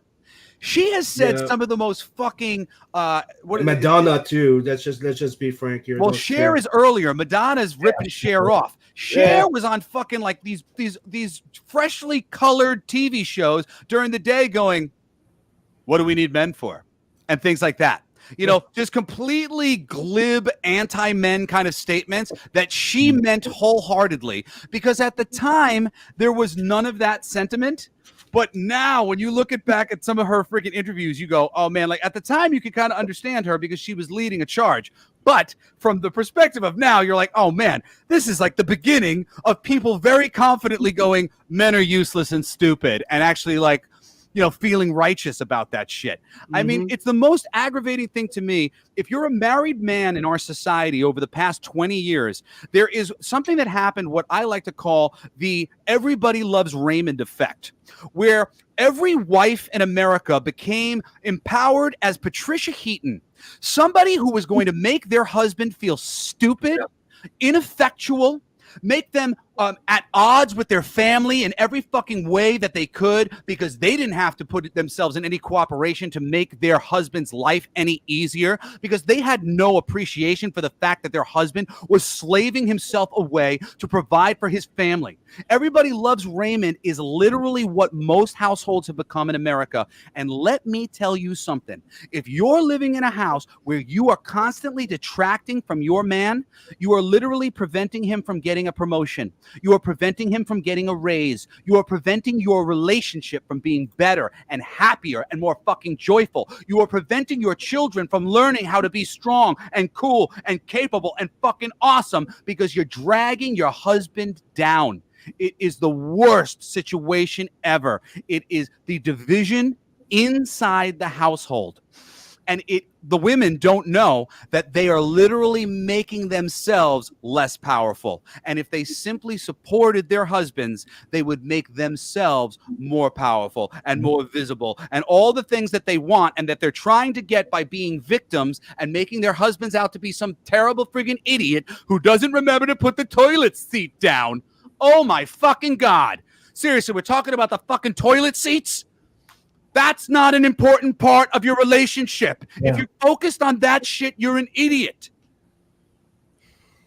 But apparently, we got Soul saying that you're making him feel like learning a new language or putting IKEA furniture together. You're motivating him. Fuck yeah, Soul, let's do it. Yeah, I was sitting there, when I read that comment, I was like, you know what? He's right. He's making me feel like I need to go to the gym and get back into going to the gym and stuff. We need to have a. I'm 6 months into the gym right now. I've been injured. I woke up in chronic pain at 30, and I've been really having a hard time for real bad sciatic nerve pain. My back's been screwed up. My shoulder's been screwed up. I just put myself back in the gym 6 months ago, and I've gained like 10 pounds of muscle. I'm feeling great. If anybody's looking at like intellectual geeks, I did a whole podcast on Coolest Geek Alive on the bodybuilder Mike Metzler. He is brilliant. He is a thinking man who is in a dunderheaded world. He does bodybuilding, and he wrote a book, and you can get the PDF online for free. I just like stole it off the internet. It's called Heavy Duty Training. Mike Metzler's training is so brainy, and it's a less is more approach that anybody can do, and it inspired the hell out of me and made me feel that even though I was injured and I had some things that were making it hard for me to go to the gym, that I could go back to the gym. And I've been back for 6 months. I feel great. I'm not leaving the gym. I'm getting in great shape, and I'm feeling really good about it. So, like, seriously, Mike Metzler, if anybody is inspired and you're feeling like you want to take some control of your life, going to the gym, I go like kind of twice a week because it's not like a very constant program, but I've been making gains and feeling awesome. So like seriously, like if you want to take some control of your life and like get to the back, look up Mike Metzler's Heavy Duty book. It will literally change your life and change the way you think about exercise and stuff. It helped me so huge. Been recommending it to everybody. Yeah, we just need to have one Mr. Snider here at least once a week. Then within a year we'll be jacked to the gills because we'll all be going to the gym. Yes. Well, I got plenty of stuff to promote, so I'll certainly come on regularly if you'd like to have me. I don't mind hanging with you guys at all. I mean, like I said, man, I mean, this is the thing. It's like when the people are my peeps, you know, it's like my peeps are the people at the conventions. I go to Comic-Cons and I spend the whole weekend there, and I go and I do my table, and then I go out to the bars and stuff where other comic creators and comic fans are hanging out, because those are my people, and those are the people I want to hang out with. And if I can talk about the shit I love and I have a great time, and then I go home and I'm like, man, I love comic conventions because I get to come together with my community. Somewhere along the way, we lost that a little bit. And I am all about bringing that shit back and re-empowering us and freaking getting all these stupid labels off of us. We're sexist. We're fuck. Oh God, it's like It's not just that, dude. It got to a point where right now it's stupid. They say it and they say it out loud. It's okay to hit a guy. Like, let's just be frank here. It's okay for them to be violent with a guy, but not the other way around. Okay? And I want to address something that Gabriel said earlier. And one of the things where he said that even his mom, I think it was, that believes that Trump is the second coming of fucking Hitler. Yeah. Some of the things that I've been addressing here a long time ago, it's like it's one of the weird thing in Canada. I'm in fucking Canada, and so is Gabriel. And it's kind of like, dude, you're a Trump lover. You're this because Trump. I'm like, what? Like the trucker thing? Remember the big trucker thing that everybody was talking about? Yeah. Dude, I'm in Montreal, Quebec, and there's people that made comic about the fact that Trump was taking over Canada with the truckers. Dude, the Trump derangement syndrome is so fucking insane. Like, love him or hate him, I don't give a fuck, right? Once that is at the point of derangement syndrome like this. Like it's hatred, blind hatred about somebody. Well, the derangement syndrome thing, it's all about keywords. And once they have you keyed up on those keywords and going with those talking points, the moment I say this, all of a sudden, I'm a Trumper. Yeah. I'm not a Trumper. I'm actually one of the first people who spoke out against Trump. And I keep that position only because when I'm dealing with people who are anti-Trump, I want them to understand I'm more from your perspective. And I'm telling you, you're fucking wrong and insane, and it does not help. Like, have this conversation in a realistic way, or we can't change anything. We have to demonizing and dehumanizing people is not the fucking way of nothing. It's the way insane. of fucking leading to violence and Yes. fucking dude. It's Civil war, all this yeah. nonsense. I don't want a civil war. Do you guys want a civil war? I don't think anybody on planet, I don't think anybody in America, anybody in Canada wants to fight a civil war. Mm-hmm. It's so silly, and because we don't want to do it, But it's just a way. It's just a way of shutting you go up. on for a while. Like it goes against what I was saying before. Don't argue with stupid because they will bring you down. Because dude, that's the only way that they can argue with anything that you're saying. It's because they have to cancel and shut you down. And the best way of showing you know you're a Trump lover, you're a Nazi, you're this, you're that, you're this, you're that. You're like, what the fuck? It's so crazy. It's so. Look, man, not even Hitler is Hitler.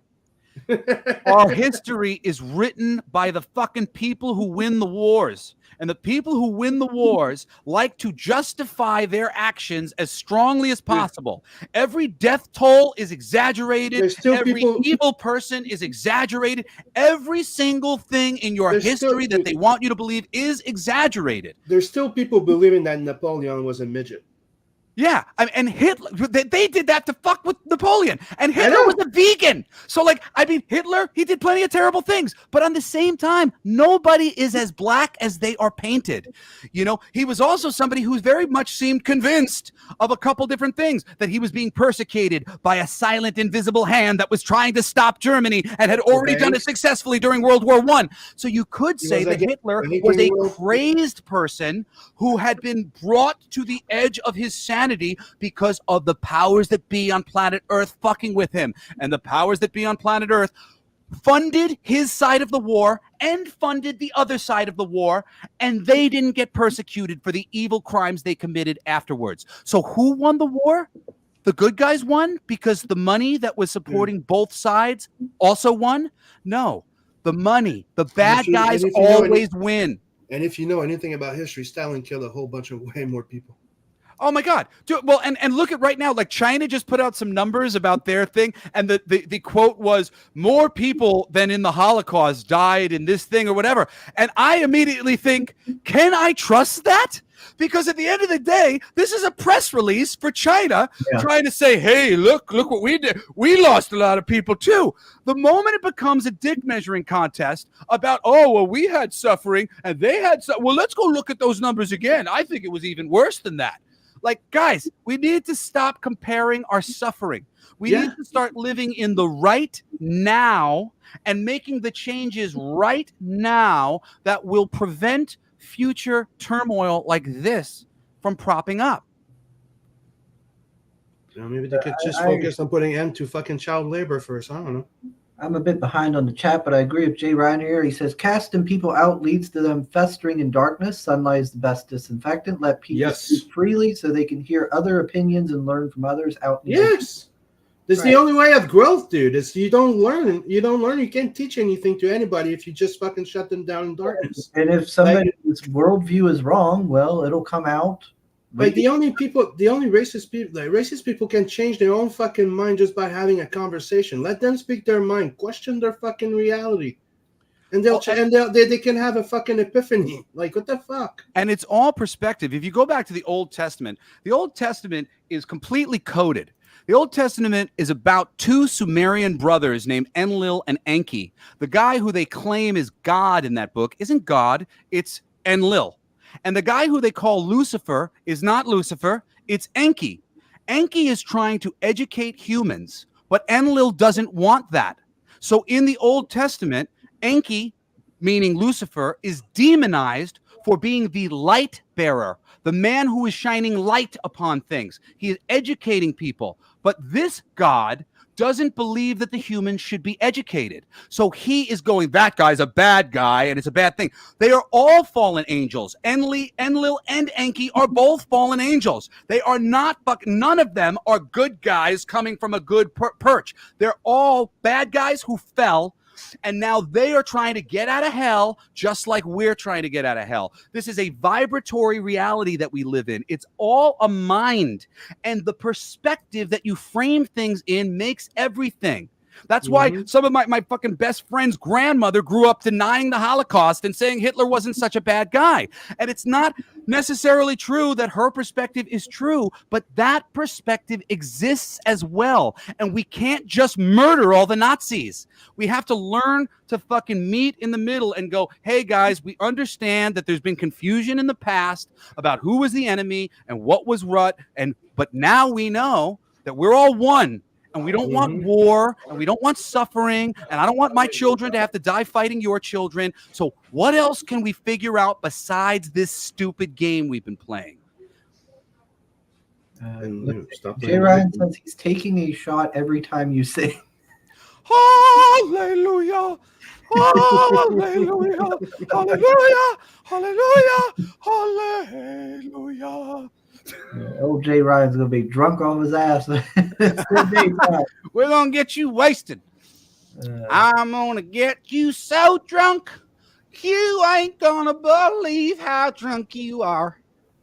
Oh, well, that's sad to hear, Gabriel. He says your dad still inspires me as how he used to be, but now he's so caught up in the left tsunami of BS, I had to stop following his Twitter. Well, I'm sorry. Yeah, it's hard for me. Only because I respect him and I love him so much, and I'm such a big fan of his art.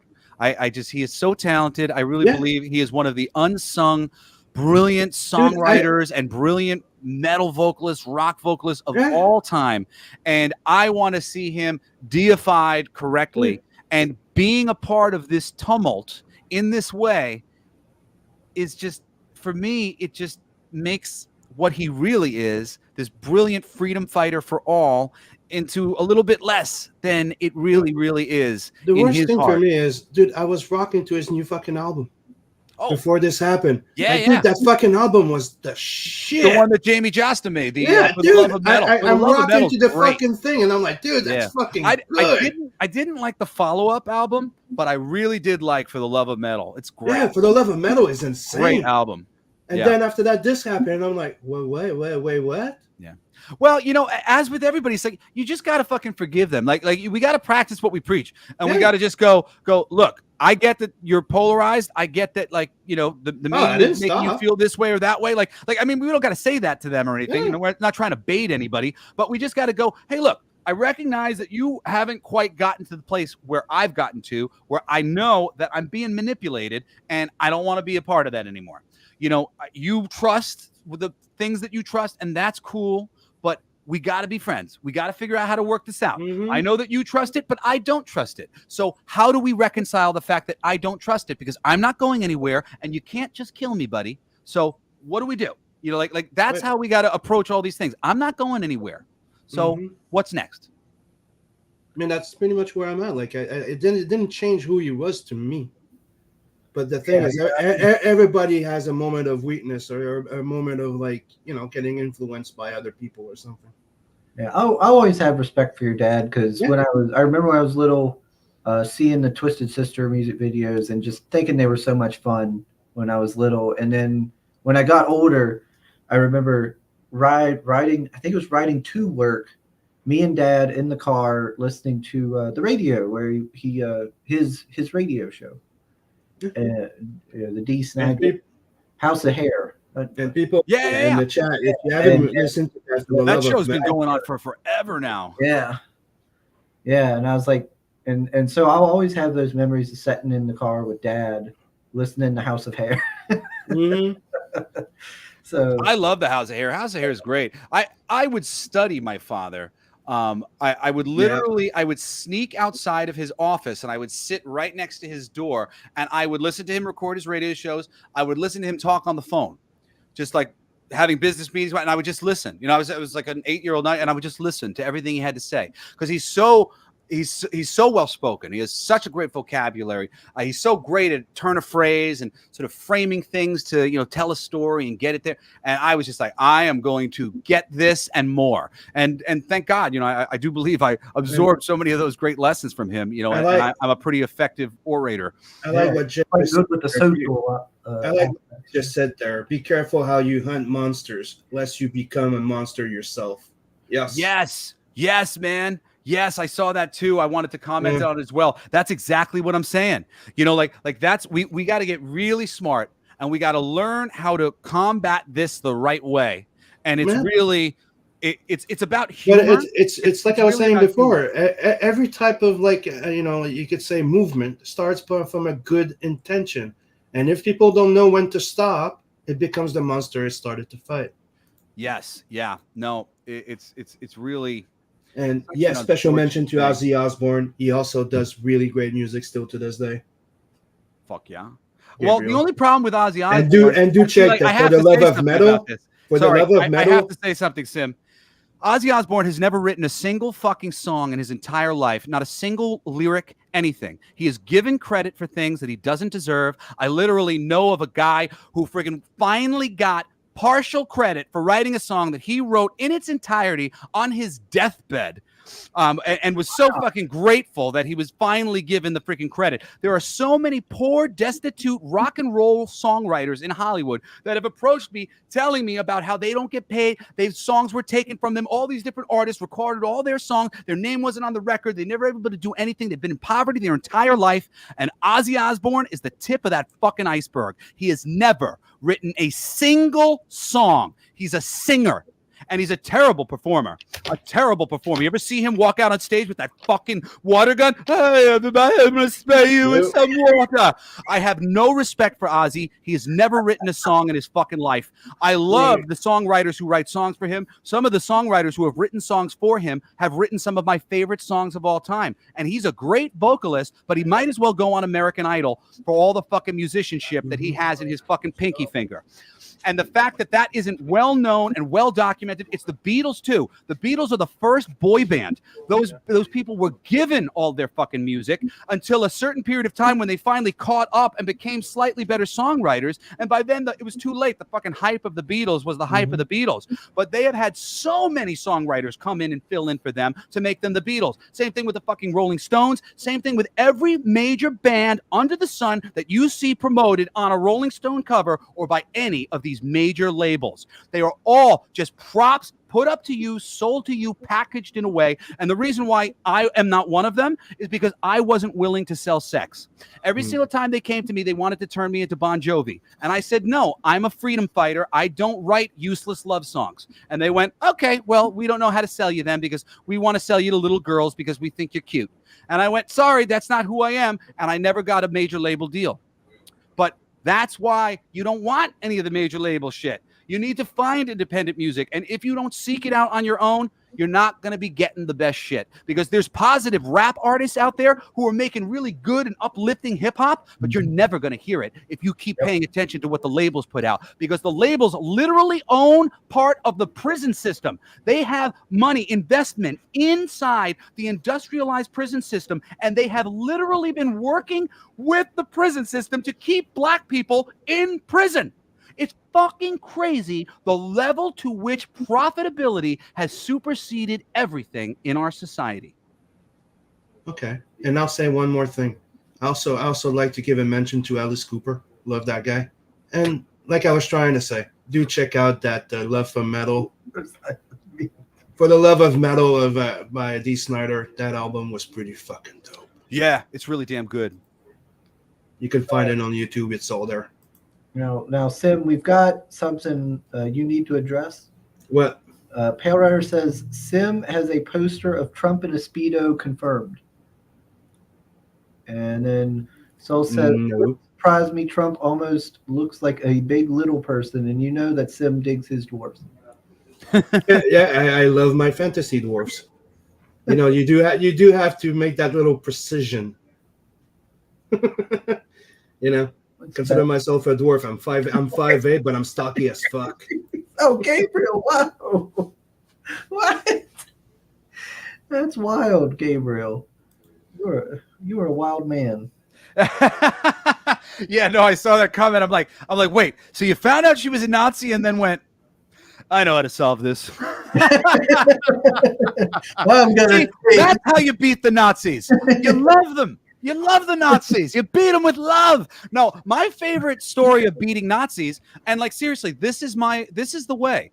I always forget this guy's name, but there's a black man who goes around befriending Ku Klux Klan members and collecting the hoods of these guys. But He inserts himself into their life and he shows them humanity. And by the time he's done, they go, wow, I was all wrong about black people. Clearly, you're a human just like me. That's the way, man. That's how you change the world. Through fucking love and understanding and refusing to be baited by people's stupidity. And they called you a Nazi or they called you a nigger or whatever the fuck it is. Yeah, Screw you. I'm not going to let you make me upset. That's just a silly word. Let's just put the strength of the other side of this. Not playing the fucking victim card too. Mm-hmm. Like it's not just one-sided here. The guy has the fucking stones to fucking do this shit because he believes that, he could have very well just go, oh, they're all monsters, but he did not. So. Oh, a creative reader says there's some good indie radio stations out there that play mostly indie music. She actually works for one of them, a creative reader. She was actually helping me get some of my music on their station, which is really cool. Drop the link to your station so people can find it. It's a Swedish-based station, and in Sweden they speak English, so a lot of the music that they play is, English language music. So you can would probably really enjoy whatever indie music they're playing on there. I've been to Sweden. I love Sweden. And Genuine Comics just asked me, what's your stance on the infiltration of AI in the music industry? And I would love to answer that if you guys don't mind. Go for it. Here's another rant. So one of the biggest problems with modern music is that it is inorganic because it is made by committee. If a good song comes into a label, oftentimes the song will be hit by a shitload of label notes. And they're arbitrary notes. Like I can remember there was a song where I had a song that I wrote called I'm Just a Bird in a Tree. And one of the lyrics in the song was, I'm just a bird in a tree, innocent as a little girl. And I chose little girl because a little girl was the most innocent thing. And when one of these producers saw that lyric, they basically demanded that I change it to innocent as a little boy because innocent as a little girl might be construed as gay. And I said, well, one, I'm not gay. Two, there's nothing wrong with being gay anyway. And three, little girl is more innocent. A little boy isn't thought of as innocent. A little boy is thought of as mischievous or something else. Yes. I'd use little boy as a reference for something else. A little girl is thought to be innocent. That's the lyric. So, and if I listened to them, right, and I went back in and I started re-recording this lyric and this lyric and this lyric, I've created Swiss cheese out of organic art. I made an organic thing that came from my heart, that came from passion, that came from a collaborative effort. And then you came in and you started poking holes in it. And then you made me go back and in a new moment where maybe my thought and my heart is in a different resonance, I sing a new line. And maybe I'm singing that line badly because I don't really like this line. I don't agree with the change, but I have to make the change because they gave me this note. So what you're dealing with is inorganic art. And inorganic art is not what you want. What we have now with AI is something very similar.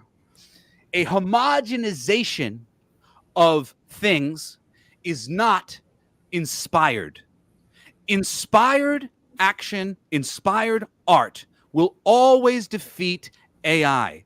AI is doing a mathematical calculation which is quantifying something down to its basic parts and will only ever be able to make an A- of an A+. We put all the A pluses in and somehow we only ever get back an A-. It sounds kind of like an A+, but not quite. The people who have soul, who are tuned in, will always be able to defeat any AI music. And in general, I think the AI music is very easy to spot because it is completely soulless. If they continue down this path that they are going, utilizing the AI, they are going to implode. Honestly, at this stage of the game in the entertainment industry, for music and for comics and for films, I believe that is the plan. I believe they are trying to destroy the entertainment system. They do not care how much we do not like these things. They are going to use it to control as many people as they can control. The people who don't care for it, they are not controlling you anyway. So they don't care that you don't like it.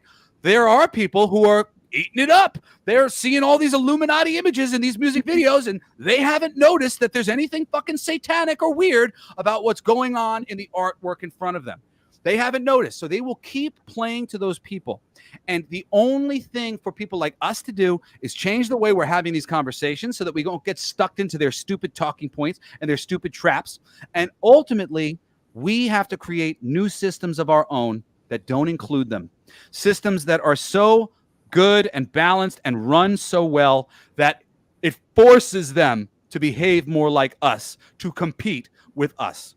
The moment somebody shows up to the marketplace of ideas, behaving as if we're all one, and that best result for the whole group is always the best idea, it'll change the world overnight.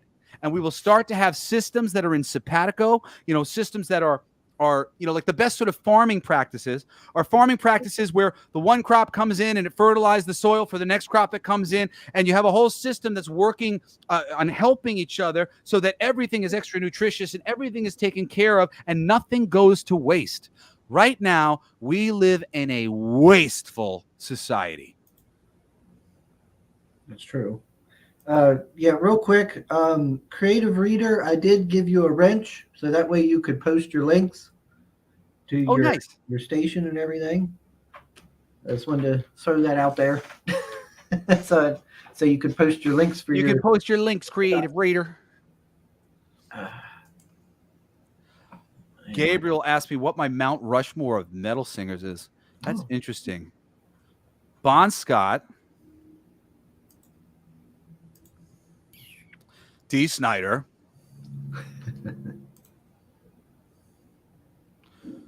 I see. Like I'm not a metal guy. Like I am, but I'm not. Like, but if I have to stick to just metal, Dave Mustaine, and then who would be my last person? See, it's like because like industrial, there's lots of people that I like, but like they wouldn't necessarily be considered metal. So like there's so many people that I love, but like they're not necessarily metal people. And like I'm not a metal guy because like metal's fucking poked in my face all the time. I'm surrounded by metal constantly. Like, it's like it's a bit of like a joke at this point, metal, because for all the freaking impersonations of great metal vocalists that I've seen. You're like, I can't stand Ronnie James Dio, even though like I like him and like I appreciate him, but like that's not like when I hear that, I think this is the stereotype that people imagine is the type of music Jesse listens to because my dad's D. Snider. That's what I think. I listen to punk. I'm a punk. That's my first love, punk. Then, I like some metal. I love rock in general. I love ska. I love humor music. I like country. I like pop music. I like pop rock. I like pop punk and everything in between. I like music. So I'm not like my dad. He's the guy who's, if it ain't metal, it's crap. He used to have a show where he would say that every show, but that's not me. So I don't know who my last favorite metal vocalist would be. I'll have to think of it. But yeah, Dave Mustaine, D, and whoever. Yeah, those are probably my early, my easiest picks. Yeah. Alice Cooper. Oh, Alice. Even though I don't think you would consider Alice metal, but as far as I'm concerned, like he's the beginning of that shit of like that, Cooper's is fucking great, dude. And he's, when they say don't meet your heroes, like he's one of those guys that I'm fucking happy I've met in person. Alice Cooper? Alice is dude, great. He's fucking insane. Yeah, he's a buddy of my dad's. My dad is very big fan of Alice. And like, so Alice for me was like, to my dad, he was a rock star. Alice is a rock star. And I love Alice. The day I met him is that I was in Fan Expo Toronto, right? And my friend was there, and he paid the $250 to meet him for the the after show or special event or something like that. And there's a huge fucking lineup, and I'm waiting for him after the con, right? I'm just there sitting at the table drawing, right? Well, there's a fucking huge lineup, and he's waiting there for like an hour. Then the door opens. You see a whole bunch of fucking bouncers coming out, and Alice Cooper just walks in front of me, stops, looks at my shit, looks at me, goes, "I'll be back." Goes to the bathroom, and then stops in front of me and talks to me for like 15, 20 minutes. Oh, that was Dude, nice. I had a you were fucking wearing an talk Alice with Cooper shirt on? No, I was not. I was just sitting there drawing, dude. Oh, wow, you were drawing. Oh, that's so cool. Well, he just said that sitting you there, and he just starts appreciate talking with me, and he goes, "Oh, what do you do?" And he starts talking with me, and I'm See, like, but Alice is another one of those guys who I don't think Alice has very then- much to do with any of the and then songwriting. and then I told him about the fact, like, I was one of my friends that wanted to try to convince me to go to a show in Montreal, right? Because I haven't been into concert, and he goes, "Yeah." He goes, "You thinking of going?" I go, "Yeah," but I'm told that you don't play like two of my favorite songs. I goes, "What do you mean?" But he says that you don't play. What was it? Hold on. The other one was "Hey Stupid," right? And he told me you don't play Poison anymore in your shows. He goes, "What do you mean?" He goes, "Yeah, I don't." It's true because it's one of those that's so often asked and stuff like that. He goes, "You know what? If you show up in Montreal and I see you, yeah, I'll sing it." Yeah, So, Alice Cooper is that's like exactly one of what fucking happened. I showed up over there. We're in the fucking crowd. He just looks at me, points at me, and then starts playing Poison. those... Yeah, Alice is one of Followed by those "Hey guys who Stupid." I can sing every one of his songs because I actually have every lyric memorized from like the early Under My Wheels and fucking 18 and just No More Mr. Nice Guy, and like one of those songs comes on and just every little bit of He played my two favorite songs back to back, dude. I was going nuts. I love that band. Yeah, I always liked Feed My Frankenstein. Oh yeah, man! I did a cover of "Feed My Frankenstein" at the Ultimate Jam a while back, and I had a great time doing that song. I thought that song's a great one. My mom and dad met him at a con, and before Dad passed and everything, and they loved him. They loved him and said he was down to earth and real nice to them and everything. And yeah, he's a very regular guy. I mean, he's a fucking golfer. My dad did an album called D Does Broadway, which is a very interesting record if you're somebody who likes Broadway music at all. My dad loves Broadway music, and so does Alice Cooper. And actually, the inspiration for the album came from my dad and Alex talking, and they decided to do a Broadway album together. And then Alice's management made him pull out of it because they thought it was wrong for his idiom, essentially. They thought this would be embarrassing for Alice to do a Broadway record. And my dad's like, well, I do like friggin' Broadway stuff, and I think we got a really cool heavy metal approach, and we're going to do it. That's the vibe that Along Came a Spider gave to me, like it was a big Broadway special. Did you see that? Did you see that little so-called movie that he did, Along Came a Spider? Was it Alice Cooper? Yes. Oh, no, I've never seen it. It's like three songs mixed into one. Like, watch it. It's on YouTube. Slashes into it too.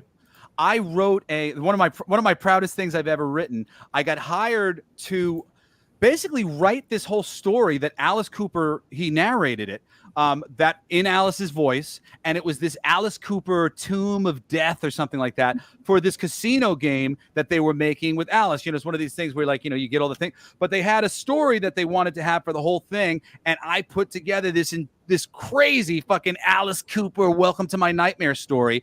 And I have an MP3 of Alice reading the entire thing. And I'm so pissed that I wasn't in the voiceover session because I could have gotten such a better performance out of him because it was meant to be read by his voice. And he was just doing it so like that. And I'm like, no, Alice, you're blowing it. Michael says, hey, Jesse, can you feed Ski when you are done? Yes, I got to feed my roommate's cat. Yes, I can. Ah, okay. Suki's the best. She's an old cat. She's like 21, and she's just I love her the vibe. She's the best cat. I'm like surrounded by so many nice animals. I love cats. Oh yeah, my mom's got a couple over there on her side of the duplex. I really do believe that cats are like the "Are you a good person?" equalizer. It's just like if a cat doesn't like you, I'm like, I trust that cat. I don't know you. Trust that cat's opinion. Let's see. Let me see what there. Gabriel says the last band he went and seen live was Pantera with Lamb of God. Pantera. That's the last band you saw, like the real Pantera. I saw Pantera 3 times while Phil Anselmo was alive. I mean, not when Phil was up. While Dimebag was alive. They're my favorite band to see live because of fucking Cowboys from Hell in the pit. They would close. Cowboys from Hell was always the encore. Mhm. And I do a fucking amazing Cowboys from Hell live because I've seen them do it live. And oh man, I remember fucking with everybody else diving into the freaking hockey rink, to get down into the pit for that song at the end of the night. Oh, here we come, reach for your gun. Yes. Yeah, I never got to see the original band. Oh yeah, missing out, man. I got to see them with Typo Negative too. Pete Steele, who I was friendly with. I mean, I was a younger kid, but some of my older friends were friends with Pete, and Pete's a great dude. Seeing Typo Negative, that I'm so glad that I got to see them as many times as I did. They're a very cool band. Pete was a cool guy. Gabriel was talking about the reunion show. Oh, minus Diamond Vinny. Interesting. Was it good? Yeah, I'm sure it was. Yeah, because they've got Zach Wilde now working with them. I think now doing guitar work instead of Dime. I'm totally a male cat lady. I told you I'm a more feminine natured man by nature. I like really tough women, but I'm balanced. Everybody, we got to find our balance. You got to be tough for the things that matter, and for the appropriate times you need to stand up for yourself. And then you got to be soft and creative and have a sense of humor to get through the things that are difficult or uncomfortable or whatever it is. I really believe that the highest form of masculinity is humor. Having a good sense of humor, being able to deflect and adjust a very hard line position and get smiles, get bendy lines out of people. What's a smile? A smile is a curve. When somebody puts a wall up in front of you, if you can make them curve, that's the end. And we have to just keep beating things with good humor and good vibes and good love, and the understanding that at the end of the day, we all want to be able to live happy here on planet Earth, and not just like, some people get to be happy and other people just have to suffer because, oh, well, that's their lot in life. Now that's bullshit. Darren says I'm going to need my stomach pumped. Yeah, oh shit! I keep singing. You're gonna be passed out soon. I saw that comment. I'm like, why do you need your stomach? Oh, I keep singing. Yes, I do that sometimes. Gabriel says it was fan-fucking-tastic. He said, but a part made me tear up. Beautiful tribute to Diamond Vinny and their version of Sabbath's Planet Caravan. Okay. Yeah, I like them. The Pantera is like the band that sold me on heavy metal to a large degree. Like, I'm not like a big Sepultura guy or a big Slayer guy. Like, they're all just a bit too hard for me.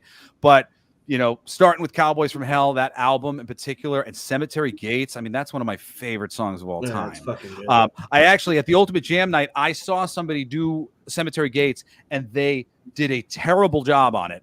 They did such a bad job that I begged the people of the Ultimate Jam night. I said, if you ever decide to do that song again, I said, please call me. I will come and I will do it justice. It needs to be done justice. That is one of the greatest songs of all time, and I don't ever want to hear it done badly. And I got to go and sing that song, and we did a good job.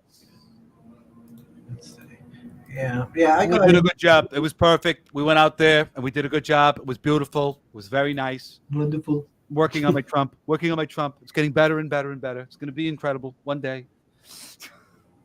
I got into, I think, how did I get into metal? I think it was through new metal, because that's what was starting to blow up when I was young, was new metal and stuff. So I think I got in through that, and then got into I think like Black Label Society, Pantera, and things like that. Yeah, like, it's weird when he says your metal Mount Rushmore and stuff like that, because I want to say Zach De La Rocha, but I don't know. Are you going to argue with me about that? Rage Against the Machine's my favorite band of all time. Are they not metal enough for you? They're metal enough for me. I think they're probably the heaviest band ever. Have you ever heard Bullet in the Head? Bam, bam, bam, just victims of the in-house drive-by. Bam, bam, bam, bam. You say jump, we say how high. That's heavy. That's what means to be heavy. So like that's really like my Mount Rushmore. You know, maybe Marilyn Manson. You know, like there's some people that I really like. You know, because they're uniquely doing this thing. The more traditional you're approaching your metal, the less I regard you as something that's important for me But to have heard. two of the latest bands that I really became a fan of was the Five Finger Death Punch. I think they're pretty fucking on point. Yeah, I like Five Finger Death Punch. And there's Parkway Drive, dude, an Australian band. Dude, check them out if you don't know them. Parkway Drive. There's a couple really great up and coming metal bands that I've found on Spotify. One of them is called the Parlor Mob, and they are incredible. I'm trying to remember the names of the other two bands. I'm scanning my Spotify playlist real quick to see if I can find it, because if any of you guys are looking for some good new metal, people don't know who these guys are, and they are so fucking good at what they do. Foxy Shazam is also really great if you're like a glam metal kind of guy. Foxy Shazam was one of my dad's favorite bands. He literally bought us all their album on iTunes when it came out and just gifted it to us, sent us all their album. Did you hear about Airborne? Oh yeah, I like Airborne. Yeah. They have a song that I listen to all the time on my Spotify. There's Back in the Game. There's a few fucking good songs that's pretty good. And there's an homage to Lemmy. Oh yeah, Lemmy is my guardian angel. He's with me at all times, making sure that I get through everything. I love Lemmy. Lemmy Kilmeister is God. Crowbot. Crowbot. They have a song called Legend of the Spaceborne Killer that is so fucking awesome. And another one called Skull of Geronimo that is so fucking cool. Here, listen to this.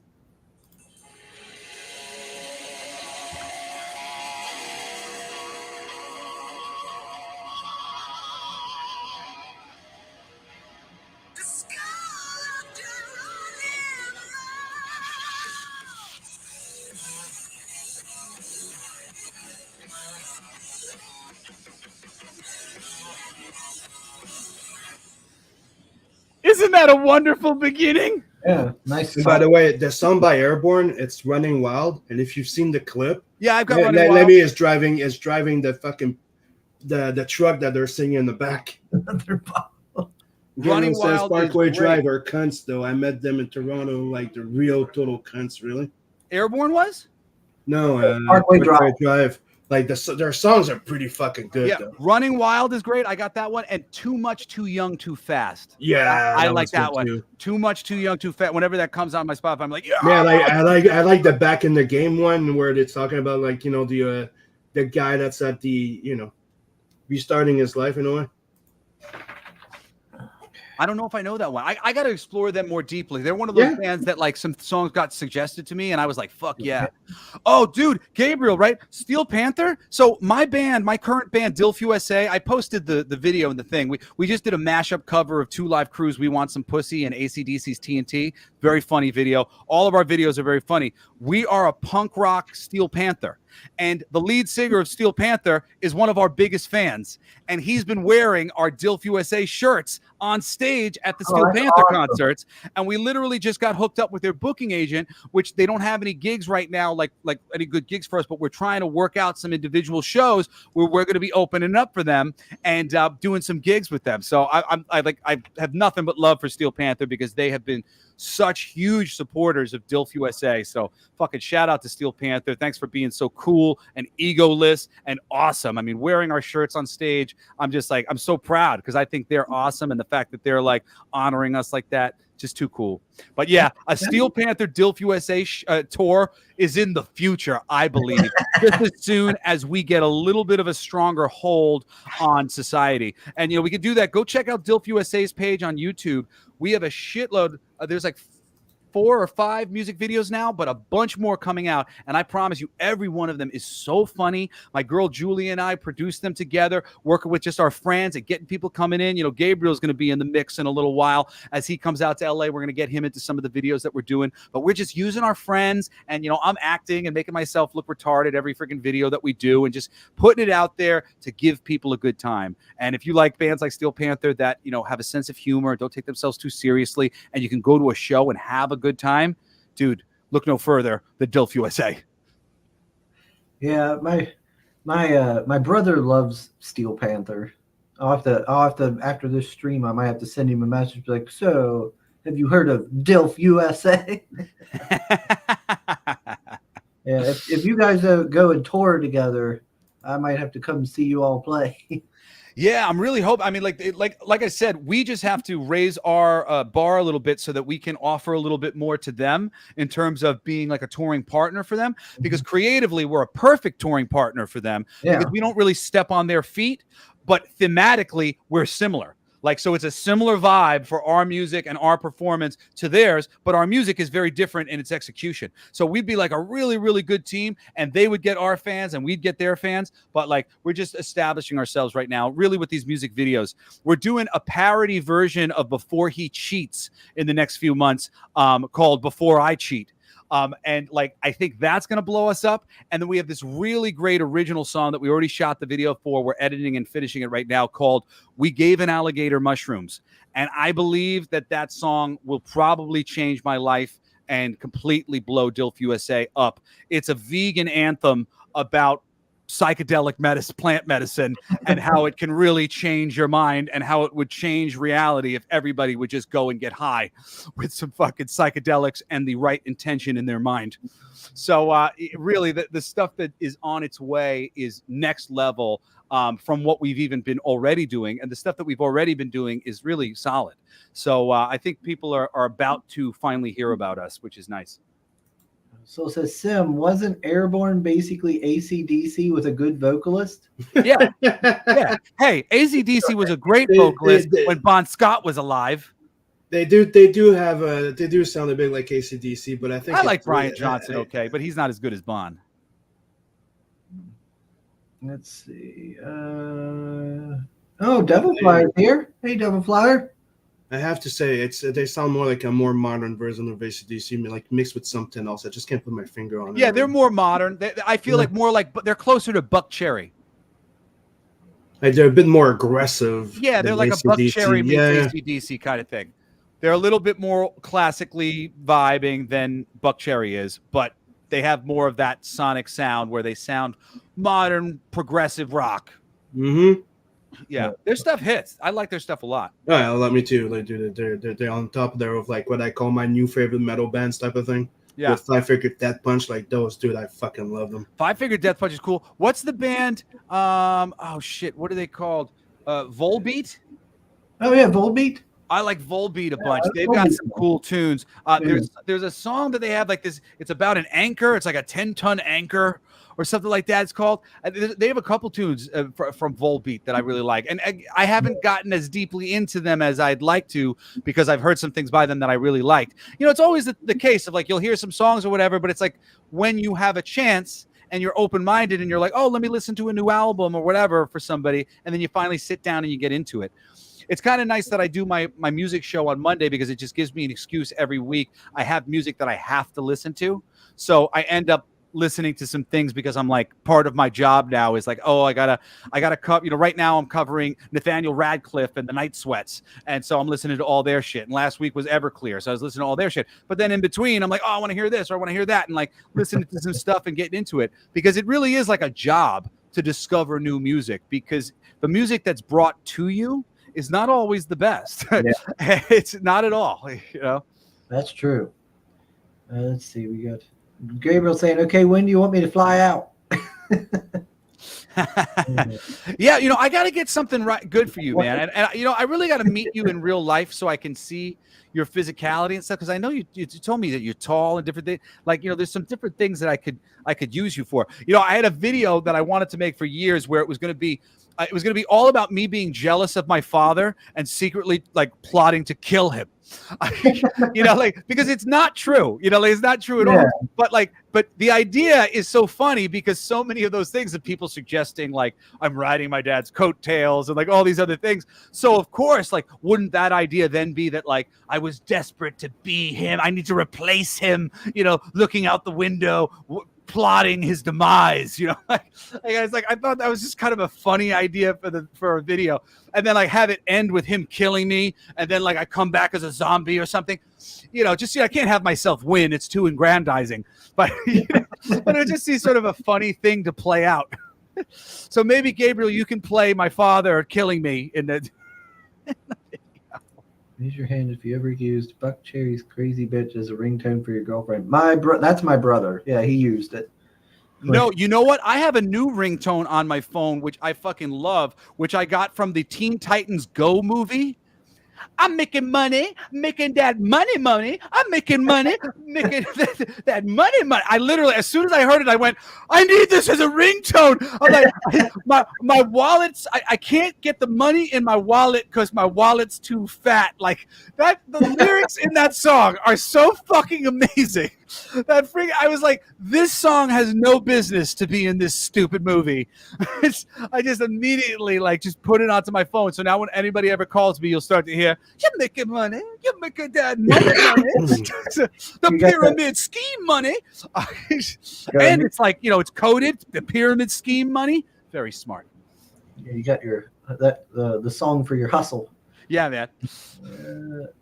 Soul says the Volbeat guy has a new death metal project called As in Hell, which is also pretty solid. Ooh, wow. It's death metal's hard for me. The heaviest band that I've ever listened to and loved is a band called Propane. They are a hardcore band, and they are kind of like Rage Against the Machine.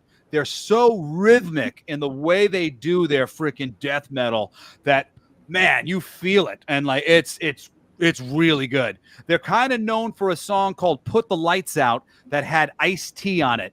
Put the lights out.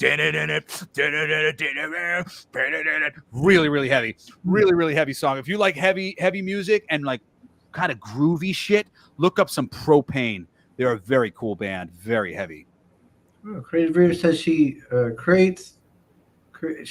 create my playlist a few days before the show and only listen to part of it so I can listen to it with the listeners. Oh, that's real cool. That is real cool. Yeah. So really what you do is you make a little playlist for yourself for Sunday, sit down and listen to it, and you also have an audience? What is that? The best of both worlds? She gets the respect and recognition plus listening to your favorite tunes?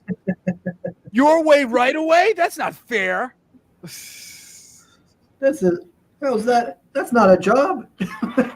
Oh, it's really cool. You're going through the extra, like the reach goals on our Kickstarter for Fucking for Our Future. So one of them at 50K, we have these expanding boob covers, and the boobs get bigger and bigger and bigger. Well, there's one size even larger, the quadruple D cover that unlocks at 50K.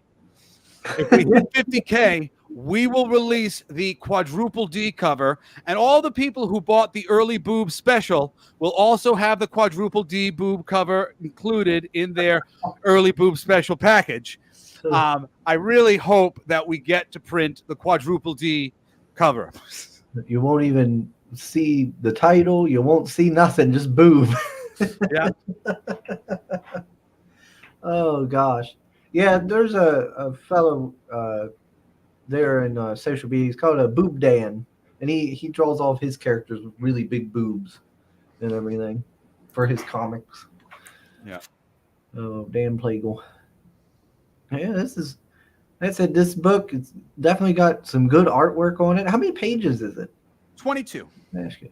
Okay, 22. And how much was it going to take? How much is it going to cost folks to get it? So the first the cover A is $10. We did 15 for King of Kings, which was a 32-page book. You know, it's $10, you know, which is, you know, it's expensive for a 22-page comic if you're going to a comic book store. But on Kickstarter, I think that's a reasonable price. And then we have a lot of really cool variants, and the prices on the variants go up, you know, significantly as you jump up the thing. You know, for our regular variants, it's $15. But, you know, if you want the nude ones, they're very limited. And, you know, we're asking you to get multiple covers, you know, because ultimately at the end of the day, these Kickstarters, they're not just a straight pre-order for the book. They're a pre-order and a fundraiser. You're adding these shirts, so you're adding these variants editions that are more expensive, that have more of a profitability there, because at the end of the day, we're only, if we're lucky, going to get, let's say, 500 people who actually buy the book. But if a few of those people are willing to go, hey, I like this concept, I like these people, and we're willing to donate so that we can get a really exclusive variant that will actually be worth money 10 years from now, because it really is exclusive, and we can tell this is a good book. People are going to like it, and more people will tune into this over time, and then somebody's going to be asking me to buy this off of me because I'm one of the few people who got it. You know, that's the kind of relationship that, you know, is being forged with good comic book professionals in the internet spaces. So, you know, we're trying to do that, and we're never going to reprint any of these things like this. So, you know, anything that you get here, you know, in this way, you know, this is the only way it will be presented like this one time. And if we do but when we do reprints, they're going to get a different printer. Like our cover, our next cover for this, when we do issue 2, we're going to reprint cover, the first issue, and we've got an expanded, the first bit where the boobs start expanding. We've got some versions of those covers where the bra's on. So our second printing is going to be the slightly bigger boob printing. And then the third printing will be the even bigger boob printing. And we've got that. So we can do 4 printings or 5 printings or whatever it is with the quadruple D cover. And we'll have never reproduced the same thing. And each time we'll do a relatively short run. So it only exists in the numbers that exist. And the people who get that cover, it's not just some shitty second edition. It's the unique cover that we printed for the second version print of the book. And that one's valuable too, because we only, you know, did what we did. You know, if you play this right in the comic book world, I think you could really keep the value there and actually add a lot of value to all the stuff that you're making by handling it correctly. Unlike Marvel and DC, who remove all the value from all of their variants by handling it completely incorrectly every day. Yeah, Marvel and DC, gosh. They're so bad to their customers. Yeah. Let's see. Creative Reader says, early boob, does that mean the late boobs are sagging? I guess it does. Let's see. Thank you, Soul, for posting the links. He's also posted a link to the web shop. Thank you. Thank you so much. Appreciate it, guys. Quad D edition, says Jay Ryan. Yeah. Quad D, baby. I'm glad you're What's still up, Mo? sober enough to, you know, message. Put a message in the chat, Jay Ryan. Oh, we got Mo. Mo, you're late. Well, I mean, it just made too much sense to have a cover D, cover double D, cover triple D, cover quadruple D. Right. I mean, that's the thing, you know, with these Kickstarters, it becomes like when it's done right, it's like this organic thing. You know, you show up there and there's a game that you play and there's rewards that you can get. If we hit certain things, if you get the high score, we'll unlock this and we'll unlock that. And we got this friend coming to play and we got this thing coming to play. And we've got a funny cover that plays off of one of the inherent jokes or ideas that exist within our comic. You know, if it's done right, and it's lovingly handled, you'll end up with just like a super organic thing that people are going to want to have every piece of. You know, every single one of our covers is not just some sexy nude cover. It's a gag. Every one of them is funny. And if you look at every cover, you'll see like the manga cover, she's got this machine where it's got different size boobs and she's hitting the button to control what size boobs she's going to have. You know, the other one, she's high on mushrooms, bent over in the forest, having a psychedelic trip. There's another one where there's a box because she's a blow-up doll and there's a blow-up doll box and packaging and there's a price tag on her written in the Glonian language. Every single one is a gag. The Bullseye cover, she's in a room practicing getting cum shots shot at her. Like, this is hysterical. She's practicing. I'm practicing for the three-legged man. Here I am. I'm in the room with the targets. I got to get it hit on my butt. You know, like, So it's all just gags.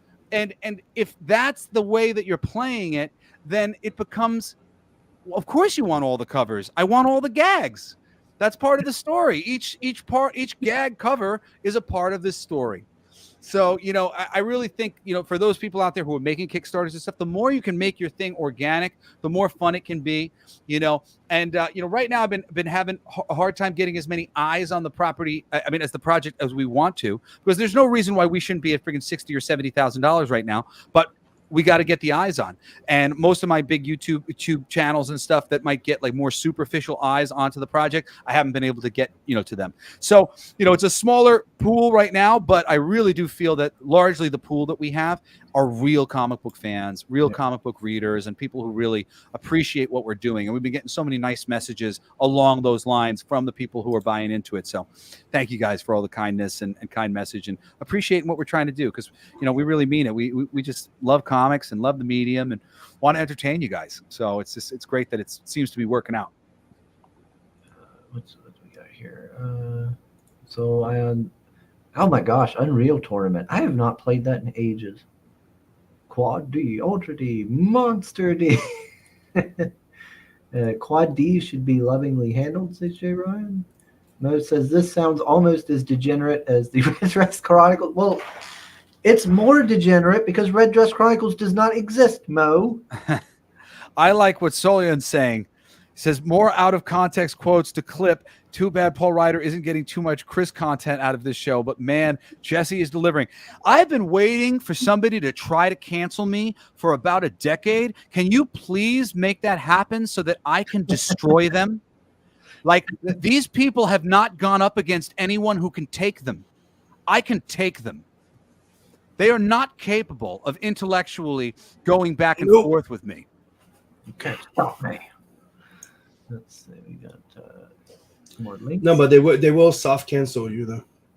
So says they have soft canceled me. I know. They have. I am shadow banned on Facebook. I'm shadow banned everywhere I go because I preach peace, and that doesn't work within their algorithm. I know. Their algorithm is for fighting. And I'm like, hey, let's be cool and think about cool things and make each other laugh and think about reality a little bit more deeply. They took down one of my posts that was actually about that, dude. It's kind of fucking stupid. Can't have that. Yeah. I'm all about like, we're how can I say? Like I keep saying, extremes from both sides. The center is key. We need to be able to discuss and still have those conversations like everybody before and respect each other because of them. Yeah. Dude, we cannot build a world just by saying that I am right, I am infallibly right. Dude, I'm a centrist because I think that there's values on one side and there's values on the other side. Yes. Yes, I see that there is good that is leading them to their conclusions. If we just listen to one side, there is good that is leading you to yours. Their good can't be all wrong. Your good can't be all wrong. One side allows us to grow and experiment. The other side keeps us stable. I'm sorry. It's the basic of what left and right is supposed to be. I agree 100%. And I was so surprised to see this today. This meme got sent to me, and I can't believe that it took this long for this to be written out like this and me to see it, to share it. But I just said, don't lose friendships today over two men who don't even know your names. It's okay to have different political views and still be okay with each other. Yeah. Like, how fucking hard is that? How is that message not the primary message across every fucking platform right now? Every single person not just saying that? That's the key of critical thinking, and that's the entire premise of what they hate. It's the fact that they don't want people critical thinking. No. They just want people to react to what they're saying. Let's say a keyword, a buzzword, and then people needs to react, and that's what it is. Conditioning. I think that's the proper word. Shut up, Mo. Jesse, this chat, I don't know what to do with them. All they want to do is just I'm gay and oh, they've been great. No, I so appreciate you guys, and obviously I'll come back whenever. But if you guys want to continue the conversation with me, to some degree, I mean, like, this is the ongoing conversation that I'm having. And really, the reason why I do my podcast is to give weapons to my audience. You guys need to be able to properly fight the good fight. And I find that when I look at the social discourse, like, you guys just don't know the right things to say, the things that will stop them from coming back with the same bullshit over and over again. We are so fucking right. If you start pointing out the fact that a lesser percentage of women showed up to see Furiosa than they did Fury Road, that more men hung out to see that movie, even though they feminized it to try to get more women. And what actually happened? Less women showed up, but the men were still there. What does that say? The women are more sexist than the men. These are the points that need to be made. They are completely wrong and misguided. Everything they say is backwards and bullshit and polarized, and all you have to do is pick it apart from their perspective that matters to them. Like, this is not the representation that we want. These are masculine women who are sexless and perfect in a way that makes the audience not endeared to them. That's not the kind of representation women want. Women need representation that endears humanity to not want to see them suffer. Gays need representation that endears humanity to not want to see them suffer. The moment your representation is a slap in the face or waving your dick in somebody's face, that is bad representation for you and your group, because it is leading people to want to put you in your place, to want to push you further away, to want to get space and distance from you. Good representation makes people empathize with you, and we are not getting good representation right now at all. These are the types of things that need to be said to well-meaning liberals, because they think that they're part of the solution, and they're not seeing all the ways in which their solution is being mismanaged. All right, let's see. We got Tree Goblin popping in. He says, "What's this? This is fucking for our future." Oh, dude, Kickstarter. There is so much fun to be had, Tree Goblin. Yeah, You must catch up. yeah, you're way behind here. You're way behind there, man. It's about these three-legged men, and they've decided they don't like these bitches anymore. So they went to their side of the planet, and they decided they don't like bitches. But these bitches, their cloning machines don't work anymore. And they So now realize they that they need need these damn three-legged men's, and now they're hunting for Bigfoots so they can get their sperms. Except they're not very good Bigfoot hunters, so it never seems to work out for them, and hilarity ensues. Yeah, well, there you go. There it is. Let's see. Everybody's saying hello. Soul's saying "well said" to you, Jesse. And he says, "Well said, mate." Baby, my girlfriend is digging trenches 8 hours a day. It is a bitch. She is not built for this work, even though she is built for this work. And she's such a badass. She's making a point to be one of the only women digging the fucking ditches alongside all of the men. But it is hard work. Yeah. And the fact that that matters. It's a badge of honor what my girl does. Every time she shows up to work at fucking 5:30 in the morning or whatever it might be, to go work on an electrical site all day long and be doing high-level math and crazy physical activity. And I don't want us to lose sight of the massive respect that we should be offering to my girlfriend specifically, because she is not the person for that fucking job, and she has chosen to do it as a unique person in the world. It's not just some blanket thing anybody can do. No, it is hard. Yeah. And she does it, and she is special and unique and deserves fucking kudos for that.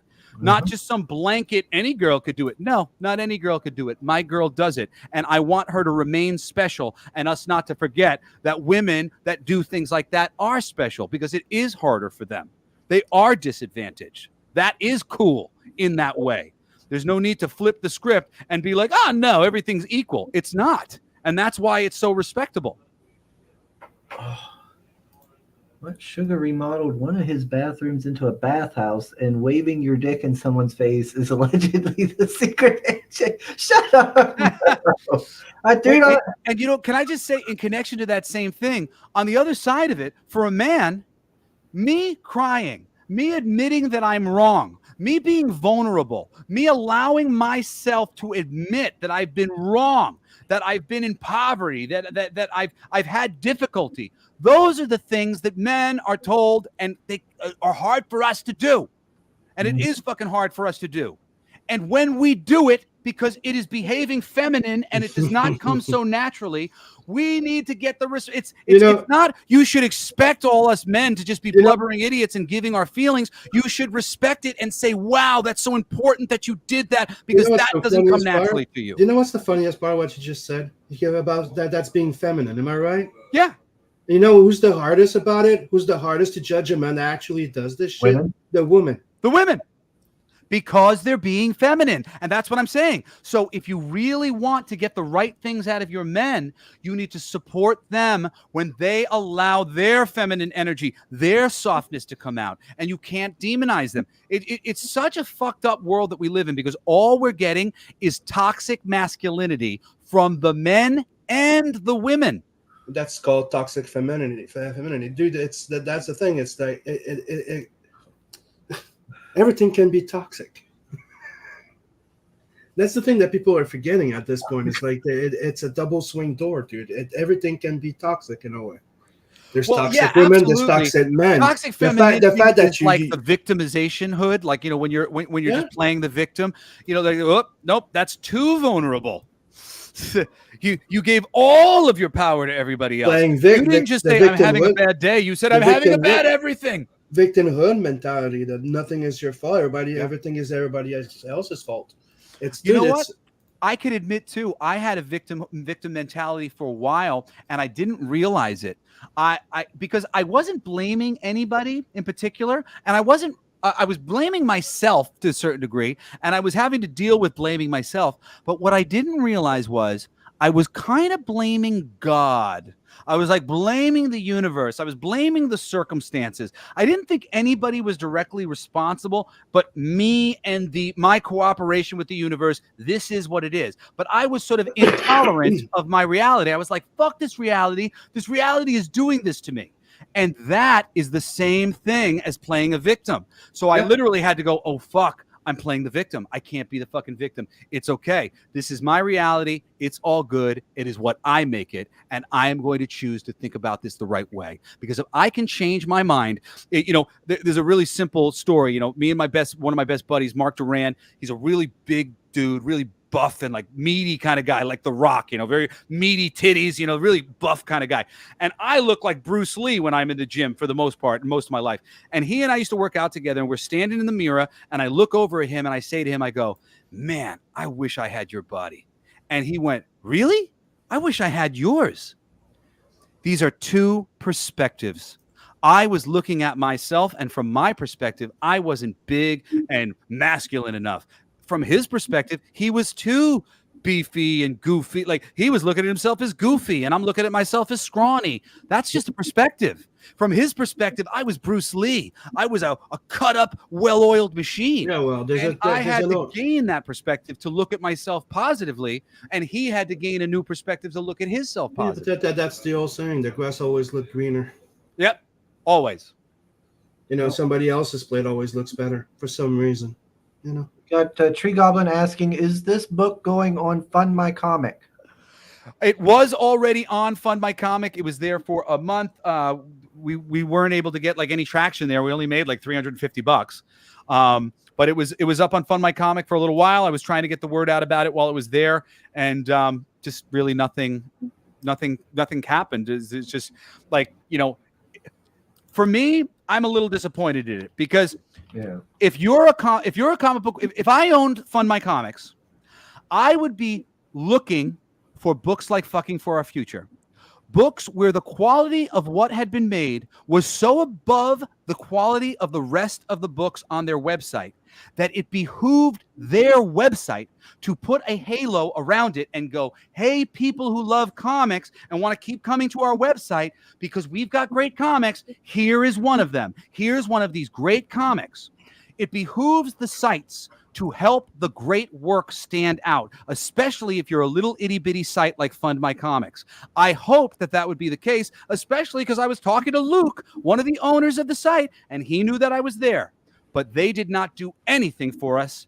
They did not do anything to help us be seen on the site. I know lots of people have lots of loyalty to Fund My Comics. I'm sorry. Fuck you, Fund My Comics. Our book was great. We were there. Your platform isn't big. You had an opportunity to shine a light on a great book that deserved people's attention and could have made a lot of money for not just our book, but for you. It behooves your company to point out the great books on your site. The fact that we didn't get any traction over there really actually pissed me off, because that proved to me that there was nothing community-oriented about Fund My Comics, because they're not looking out for the community. They're just trying to use the community like everybody else.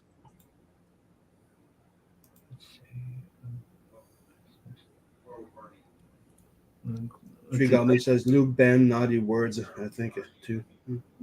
Creative Reader says, growing up, we were told that girls shouldn't cry because that showed us as weak, but men should to show they were sensitive. Well, that's sort of the overcorrection of parents who understand the nature of feminine, masculine, and reality. So I did something similar. All of my girls have boys' names. All of my boys have last names that are kind of more like girls' names. My sons are Cassidy and Grayson. My daughters are Logan and Parker. By doing this, they go out into the world with a masculine energy attached to them from the name. It gives them mystique, and it helps them to stand a little taller and consider themselves a little outside of the group of females that are all sharing these names that share a lot of characteristics, vowel names and stuff like that, things that are a little bit less hard sounding names. And there's that's good parents that you have trying to teach you like that, because those are parents who are trying to balance the influence of society on their children, to remind their sons that they can't be stoic and strong all the time, to remind their daughters that they can't just be freaking out about every bug that lands on them. You can't function in society if you're just going to be a weak girl. There is a line to how soft you should be. There's a line to how strong you should be. And what are we talking about? We're talking about the left and the right. What right? There's a place in this world for all of them. There's a line to how soft you should be. There's a line to how strong you should be. And that real answer is somewhere in the middle of, we are soft and we are strong, and I'm strong when I need to be. If I need to fucking defend myself, I will defend myself, and I won't be afraid. If I need to do something the right way and take the high road to not make a situation worse, I will do that.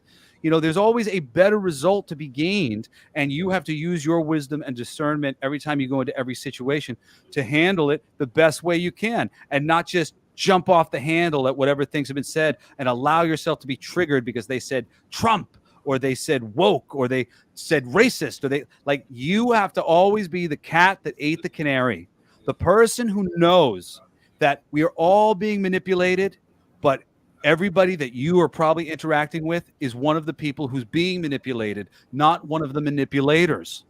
And you have to treat them as the manipulated, not as the manipulators. I've got some harsh words for the manipulators, but the manipulated, I have nothing but love for them.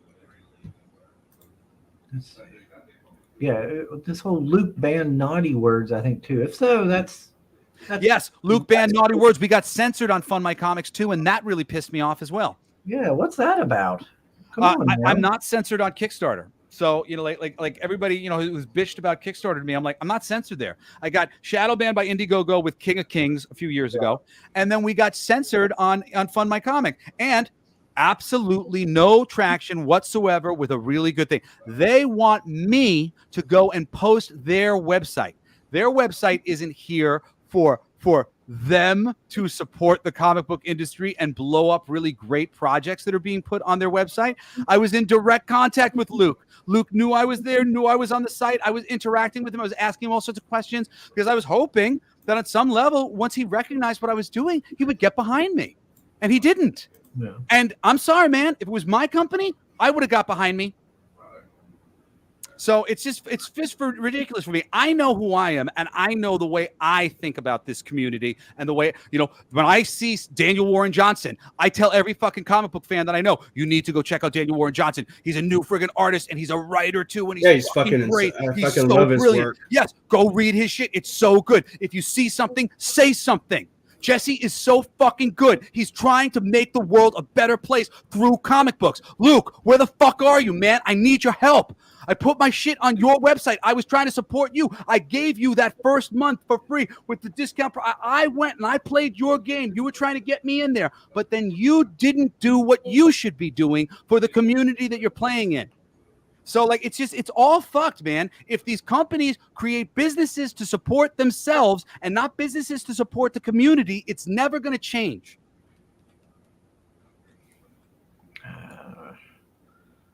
What's this here? Like the dad and boy named Sue, all talking about your kids' name. Exactly. Precisely. So says these comic dads calling their sons Logan are crazy, right? Well, son's Logan, I think, are crazy. Daughter's Logan. Well, Jesse, you can fuck off. Oh, I see, Sim. Yeah, because if you keep reading, he says it. Yeah, no, well the only reason why I even say that, though, is because I'm just such a nonconformist. Like I hate Starbucks because everybody fucking loves Starbucks, and it's like the most no, I will go out of my way to find any place other than Starbucks. And I don't know if you saw, but when that time happened, Logan became one of the most popular names over those course of those years, but not for girls. So I was like, okay, thank God I named a girl, but all the boys, they're meeting so many other Logans. And I thought it was funny because when I named my son Logan 22 years ago, it was not popular at all. Oh yeah, 22 years ago. See, that's a long time ago. See, I named I remember people coming to me going, "Where the 50. fuck where did you get Logan from?" I'm like, well, technically, there's a comic book I like a lot. Yeah. And then there's Logan Street that I kept crossing around because right next to where I lived, there was a Logan Street. Yeah, or Logan's Run. Yeah, Logan's Run, and then there was another Logan in fucking Dark Angel or something like that. The guy's name was Logan. And I kind of like that name, and I like the fact that I like names that can sound good in French and English, right? Yeah, so that's why my first son's name is Logan. I almost didn't. Logan. The second one's Nathan. They just happen to be Nathan, two X-Men's names. Yeah, that was suggested because all of our kids are all superheroes there. So it's Logan Lane. And I almost didn't. When we got Lane, the middle name as Lois Lane, I signed off on it. But I didn't like the idea of naming my daughter after a short, hairy guy. You know what was funny though? I was like, we're gonna name her after Wolverine. The funny part about Logan is the fact that we had two names. I wanted to name him Logan. The mom wanted to call him Samuel. So you can have the same nickname as me because Sam, right?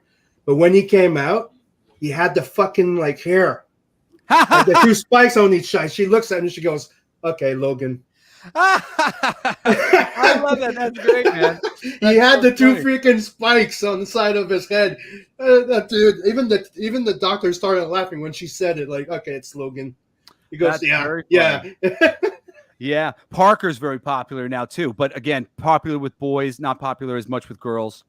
My Parker Pride's my youngest daughter, and then my oldest son's Cassidy West, which is Cassidy from Preacher, and Butch Cassidy and the Sundance Kid, and Wally West, and Grayson Wayne, which I wanted.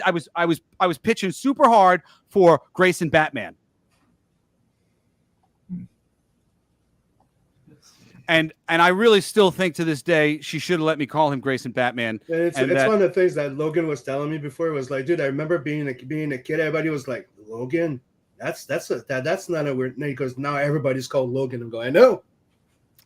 Yeah. And it's weird. My mom used to say the same thing about my name. When she called me Simon, it was like a rare name. I growing up, and then it was everywhere. Simon's everywhere. Let's see. So says censored on Fund My Comic. They have Star Wars A New Ho on the site, which are terrible puns. Can I tell you, I was going to use the title Star Wars. I had a different subheading. But Star Wars, I was totally going to use that for the Star Wars parody book that me and Todd Blackwood are thinking about right now. But now I'm leaning towards A White Hope. I don't know what I think it's going to be called Lesbians in Space or Dykes in Space, A New Hope.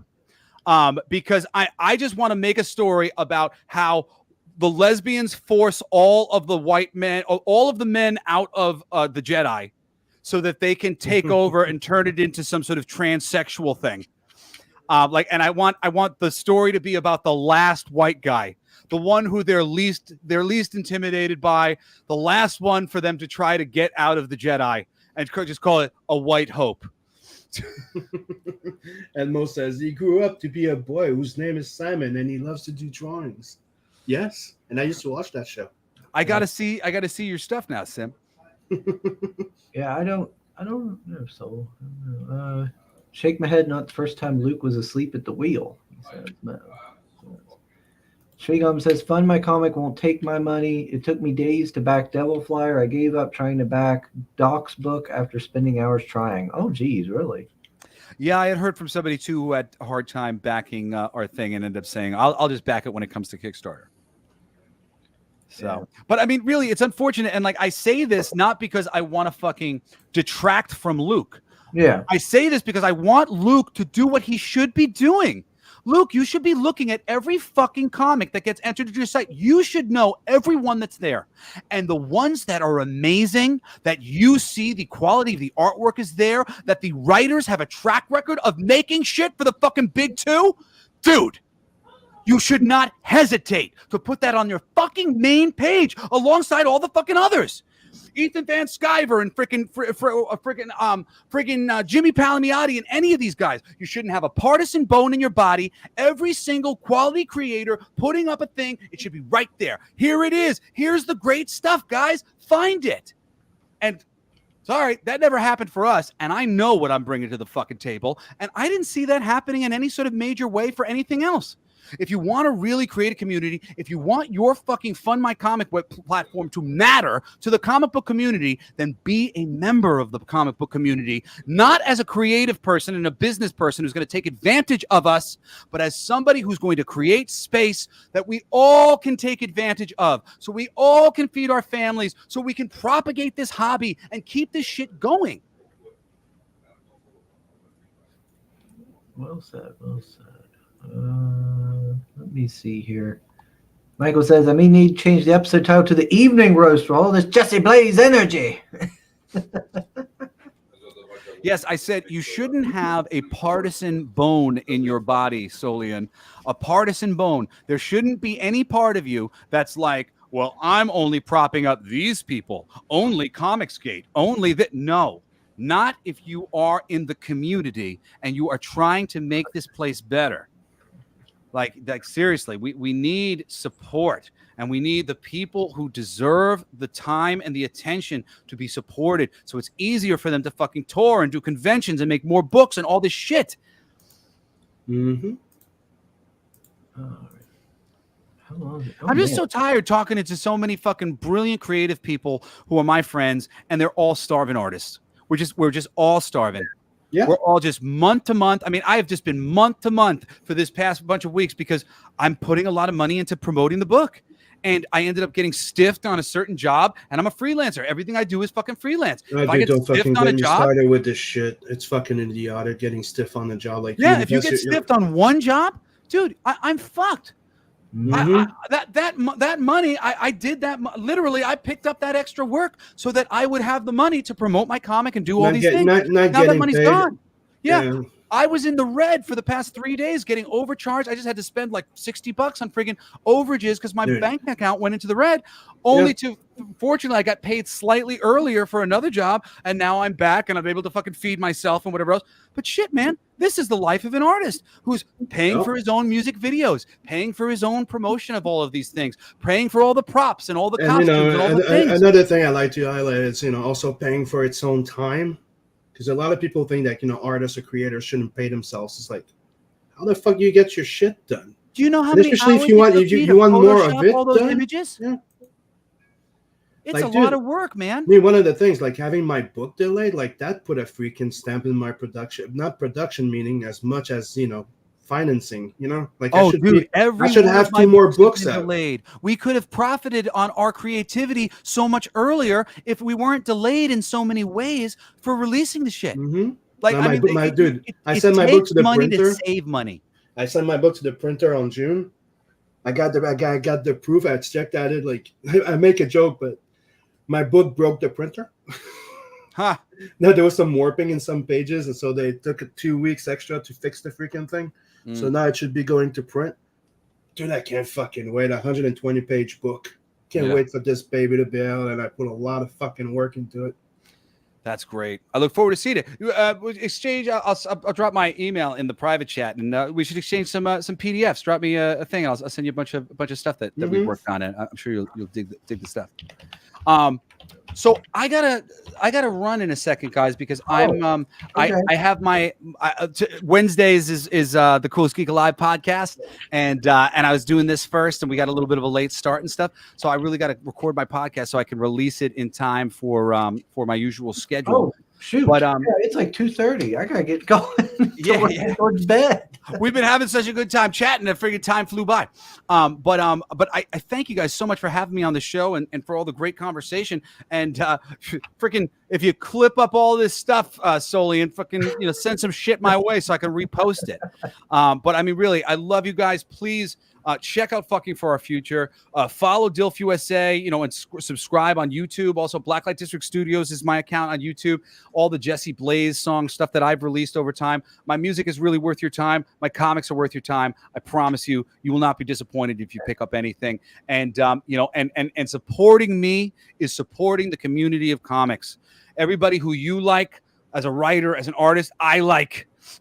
I want to see them make more work. I want the Art Adams and the Brian Bolins to just be given all the money that they can possibly get to keep making all of the great things that I love to see them make, and even better things than they've made in the past, because we're living in a fucking controlled system. But when independent voices start to have the money and the power to do things, we can start to really break open the community, and we will get creative works, the likes of which we have never seen, and a true modern day renaissance will take place within comic book culture, within toy culture, and we will really be living in the type of world that I personally would like to live in. So I hope you guys will join me there and support me in all the things that I'm doing. I know I'm a loudmouth. I am a very passionate guy, but I really care about us as a community, and I care about people, and I'm just kind of a passionate guy, and I have a hard time keeping a Chi-Chi being up my butt sometimes, but my heart's in the right place, and I really hope that you guys can see that and will get behind me in what I'm doing, because I'm doing it not for myself but for everybody.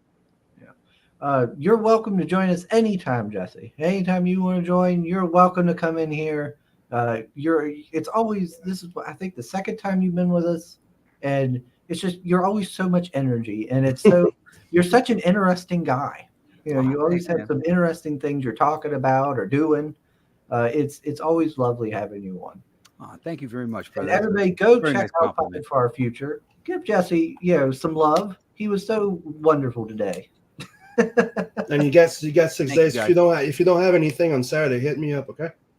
Because I do Doodle and Chill and so on. Oh, on Saturday night. You do a thing on Saturday?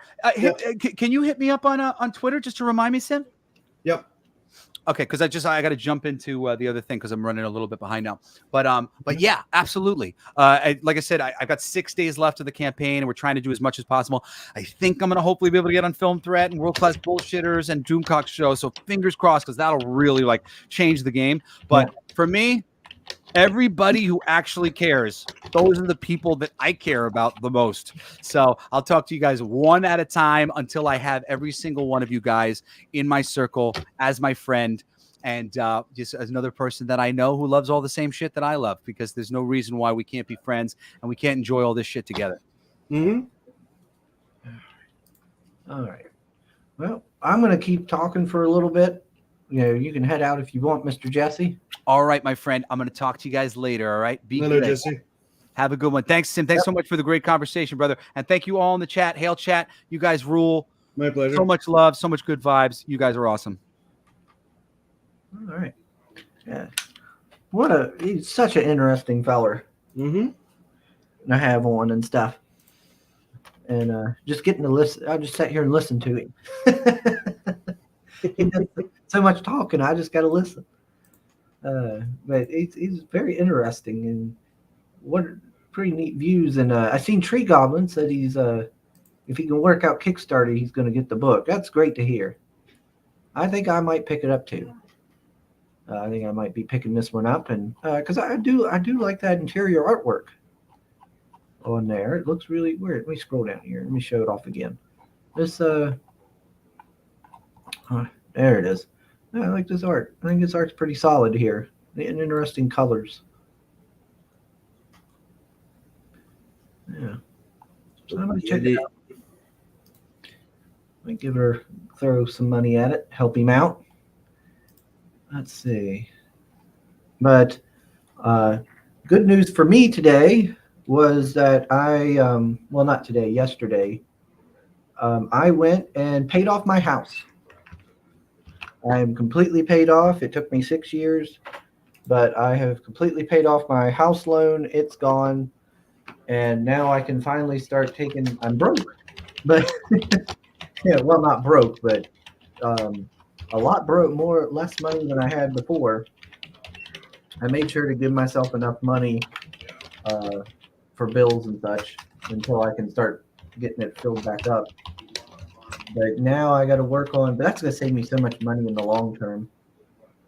And now I got to start working on actually fixing the house and trying to get some other stuff done. Maybe now I'll start working on trying to get my license and getting this house taken care of. I've got a bunch of wiring that needs done and roofing and stuff. But yeah, I'm really proud. I'm really happy. That was so now I've officially done one of the main things I wanted to do in my life. I now fully own my house. Fully own a house. Technically two.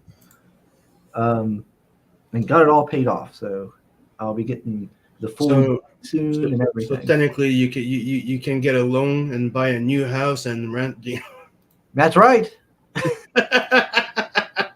I thought about it. I actually have. Yeah, it's paid off. Now you can buy another place and either rent that place or rent yours. Yeah, that's what I was thinking of doing, is getting maybe another duplex and then renting the two sides out, and that would be another like source of passive income. Yep. To for everything, you know, I'd go get me a duplex and be like, all right, Stem. Yep. Down there. I'm moving. Let's see. Yeah, everybody's saying later to Jesse. Yeah, everybody likes Jesse. Yeah. I defended Sugar's honor and he didn't even read it. What are you talking about, Mo? Gosh dang it, where is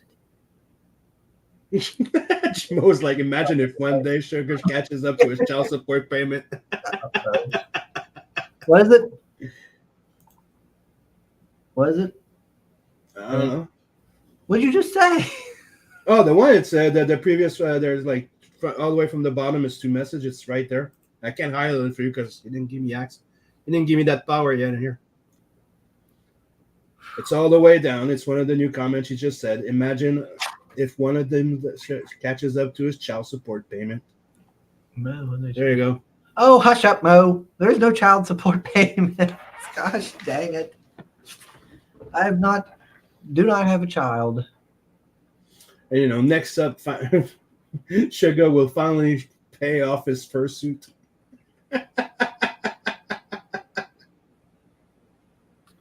Wait, Sugar has to update us on his bathhouse drama. There's no bathhouse drama. I don't have a bathhouse. I don't have no bathhouse. I don't even have anything that could even be bathhouse drama story. Hashtag justice for Sim. Thank you, Mo. Oh, Lord. I went to a new card shop yesterday because they had Romney, and that was pretty cool. A new what? Card shop. Okay. Let's see. They had the old arcade machines for like Teenage Mutant Ninja Turtles, NBA Jam, Street Fighter, and Mortal Kombat set up there. I was like, oh man, I want to play. So I'll be going back to that shop so I can play some cards and play some of the arcade. Yeah, I've noticed you did a lot of autopilot. Hey, well, I didn't want to interrupt Jesse. He was on a roll. And I guess I didn't want to like try and force my way into the conversation. I just wanted to kind of let him go and occasionally pop in and say a few things. Plus, yeah, that whole falling asleep for an hour just messed me all up. He was named Bro. Yeah, he was. Old Jesse. Yeah, he's definitely on fire. He's definitely got some energy to him and stuff. Oh, thank you, Mo. Thank you, Creative Reader. Appreciate it. Thank you, Mr. Brink. Thank you, Tree Goblin. Thanks, Jay Ryan. I appreciate all of you for telling me congrats and everything. So that makes you a homeowner now? Well, I guess, like, because I took out the loan 6 years ago for this duplex, to get my own place and then moved mom into the one side so she'd be taken care of. And I've just been saving, so I've now got it fully paid off.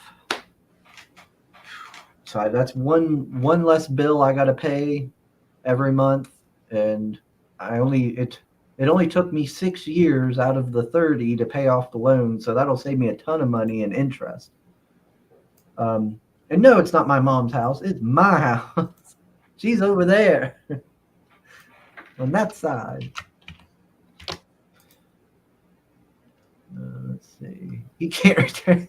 Shut up, Mo. I don't own a fursuit. I haven't even trying to think when the last time I even seen a fursuit was. I don't remember.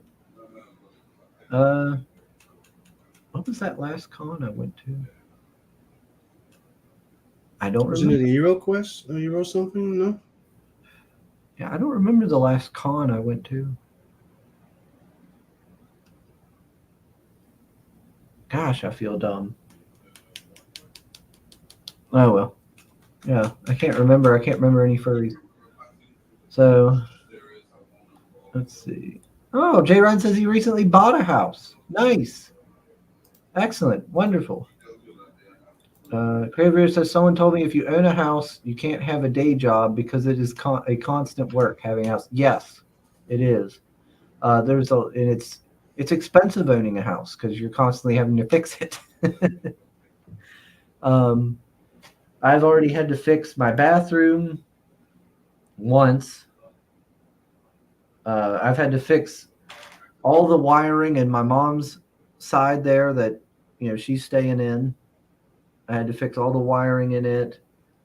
My bath, like I said, I had to fix my bathroom. I had to fix something else over on mom's side. My hot water tank died on me. It blew up or something, and water was all over my basement. So I had to get that replaced. My roof needs fixed. I've got all my wiring on this side still needs done and replaced because it's old knob and tube wiring. I've got, what else? I got to fix some of the wiring and fix in some of my fans. I've got to put new carpet up in the one room. I got to fix it up and put in carpet down in it. So there's still a lot of stuff I still have to do that I've been kind of putting off. I got to replace my back door.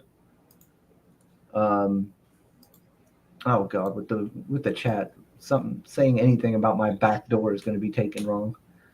But yeah, that needs fixed.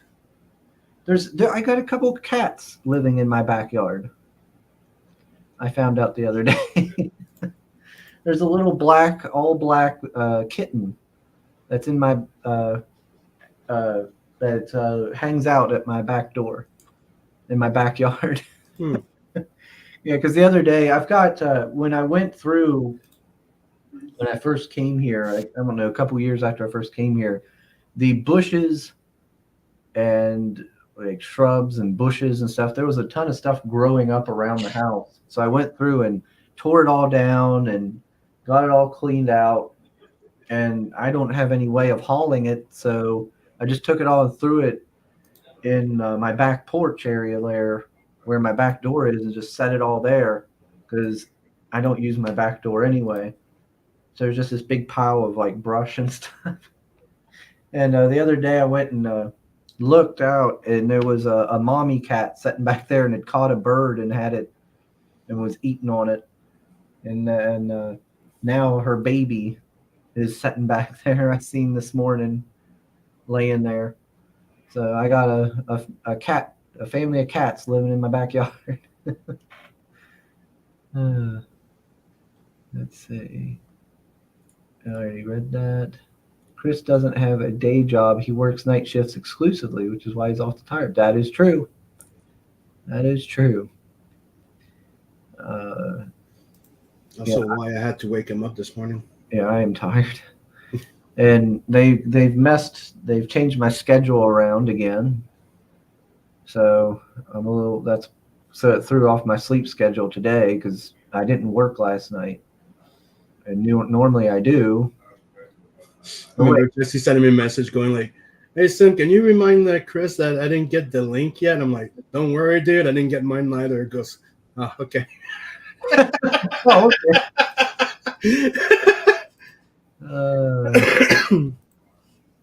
okay. Chris just sucks today.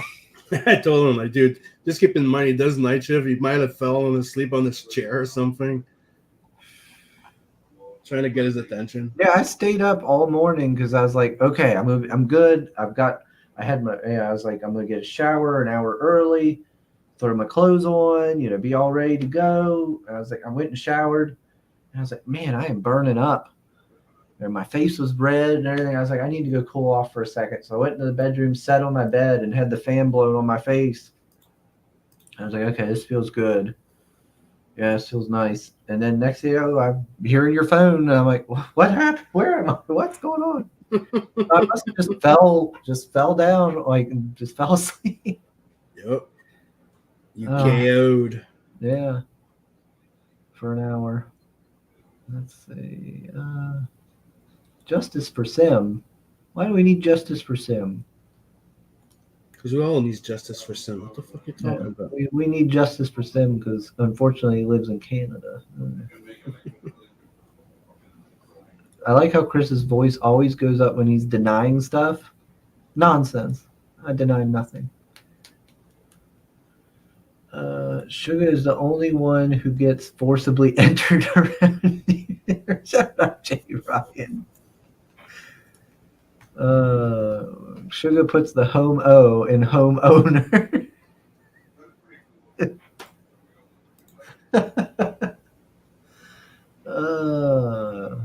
Sugar Chris, landlord, Tuesdays on NBC Kids. Hey, it might be. I might turn into a landlord. It might. I thought about it. I thought about, like, if I ever won the lottery, I was like, if I ever won the lottery, I'd probably end up buying a bunch of, real estate and renting it out and stuff. It's probably what I would do with my money. But yeah, maybe. I mean, could help with my early, or I could end up doing early retirement or something. Who knows? The last con you went to was no, I didn't go to Heroes Con. Well, you didn't formally attend, but you stalked around outside, keeping out for a reading with your trusty. Shut up! I did not go to Heroes Con. I wanted to, but couldn't. Dang it! So then, which one's the one you went? I don't remember. Was it Steel City? Nope, it wasn't that. It wasn't. It was another one. It was Galaxy Con. Maybe. I know it was not Steel City. Because I remember I went down to, that was the last non-Steel City con I went to, I think was Galaxy Con, because I went to, it was down, I think, around Virginia. I don't remember any other cons after that. Galaxy Con was really good, though. I really liked it. Reason to read. Oh, have you been adopted? Apparently, creative reader. My mom has a couple cats over there. She's got Mocha and Luna, and Luna's spoiled rotten, and Mocha's ancient. Poor girl, she's so old. We've had her a long time, but yeah, I guess I've been adopted by two black cats, two black females. The mommy and the mother and the daughter back there. So I don't know. Maybe I'll have to start, trying to tame them down or something. A kitten that hangs out at my back door. Okay. Sugar's back door has been relentlessly abused. He's constantly having to repair the damage. His back door is a money pit. Shut up, Mo. I don't use my back door. That's not what you usually claim. Shut up, Mo. Gosh dang it. Oh, Lord. You know what I meant. The bushes and the shrubs in your backyard. Be happy it wasn't the Clintons, or else you might not be here to tell these tales.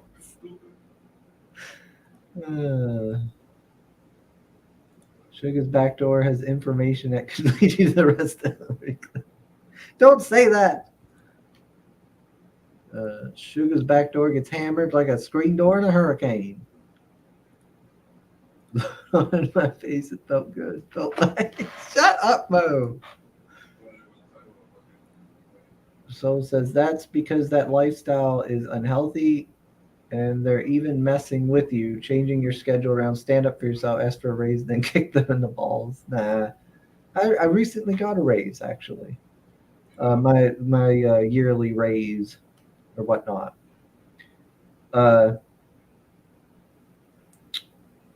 No, well they're changing my schedule around. We had my backup quit, yet another backup quit again. So they've had to change my schedule around because of that, which I understand. I don't mind that, but it sucks because now I got to change my sleep schedule around and do all that stuff. Tonight's gonna suck because it's my big truck night, and I'm not gonna get a ton of sleep. Ugh, let's see. But it is what it is. I'll get through it, like I always do.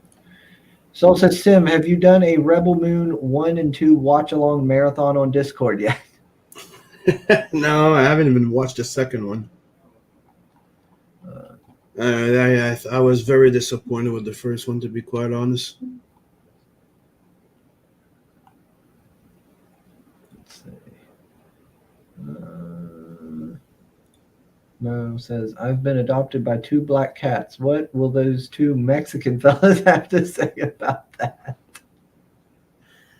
Oh, Lord. Mo, I have not seen those 2 Mexican fellas for a very long time. Not since Walmart when they showed up that one time and bothered me. So that black females are okay unless they call you baby and want money. That's true. So saying, Sim, that's because Zack Snyder is a hack. I'm sorry, dude. He did good movies. Some of them are fucking shitty. They can't all be, John Carpenter. Even he did like 1 or 2 movies I did not like. That's true. Yeah. Yeah.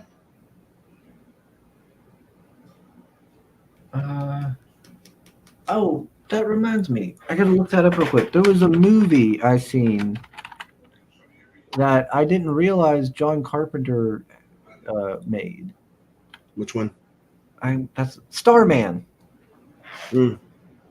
Yeah, that's what it was. I was listening to a video of something about something, and they brought up about Starman and said that John Carpenter made. I was like, really? John Carpenter made Starman? Huh. Mm-hmm. He was a director. I didn't know that. Man, he's made, like, I keep looking, like, when I look through his discography, I'm like, man, he's made a lot of good movies. Just so many good ones. The Escape movies, he made he was involved in John Carpenter's Vampires, of course. Yeah, dude, that's fucking good. They Live, In the Mouth of Madness. Christine. Yeah, Christine. The Thing. I love The Thing. Probably my favorite. That Thing's fucking awesome. One of the 2 of the movies I did not like was The Ward, I think it was. Like, I really did not like that one. And there's Ghost from Mars, which the premise is interesting. Well, the movie is really shitty. I think it's Ice Cube that ruins everything. I don't know. Oh yeah, Ice Cube. Yeah, I remember that movie. Really, it's most of the other movies, like dude, it's Big Trouble in Little China. Yeah. Dude, I love that fucking movie. Oh yeah, Assault on Precinct 13. Mm-hmm. Dude, he made so many movies, like Escape from New York, Escape from LA. I like both of them. Yep. Let's see. What's everybody else saying? He's like, unless he's working with someone else writing the script, like with Watchmen. I don't know. Like, maybe you're right, but I really like Men of Steel. So Let's see. Well, apparently they feel safe at your place. That's a good thing. Yeah. Yeah. I'm not gonna bother them. They ain't gonna have to worry about anything with me. Well, I had a groundhog.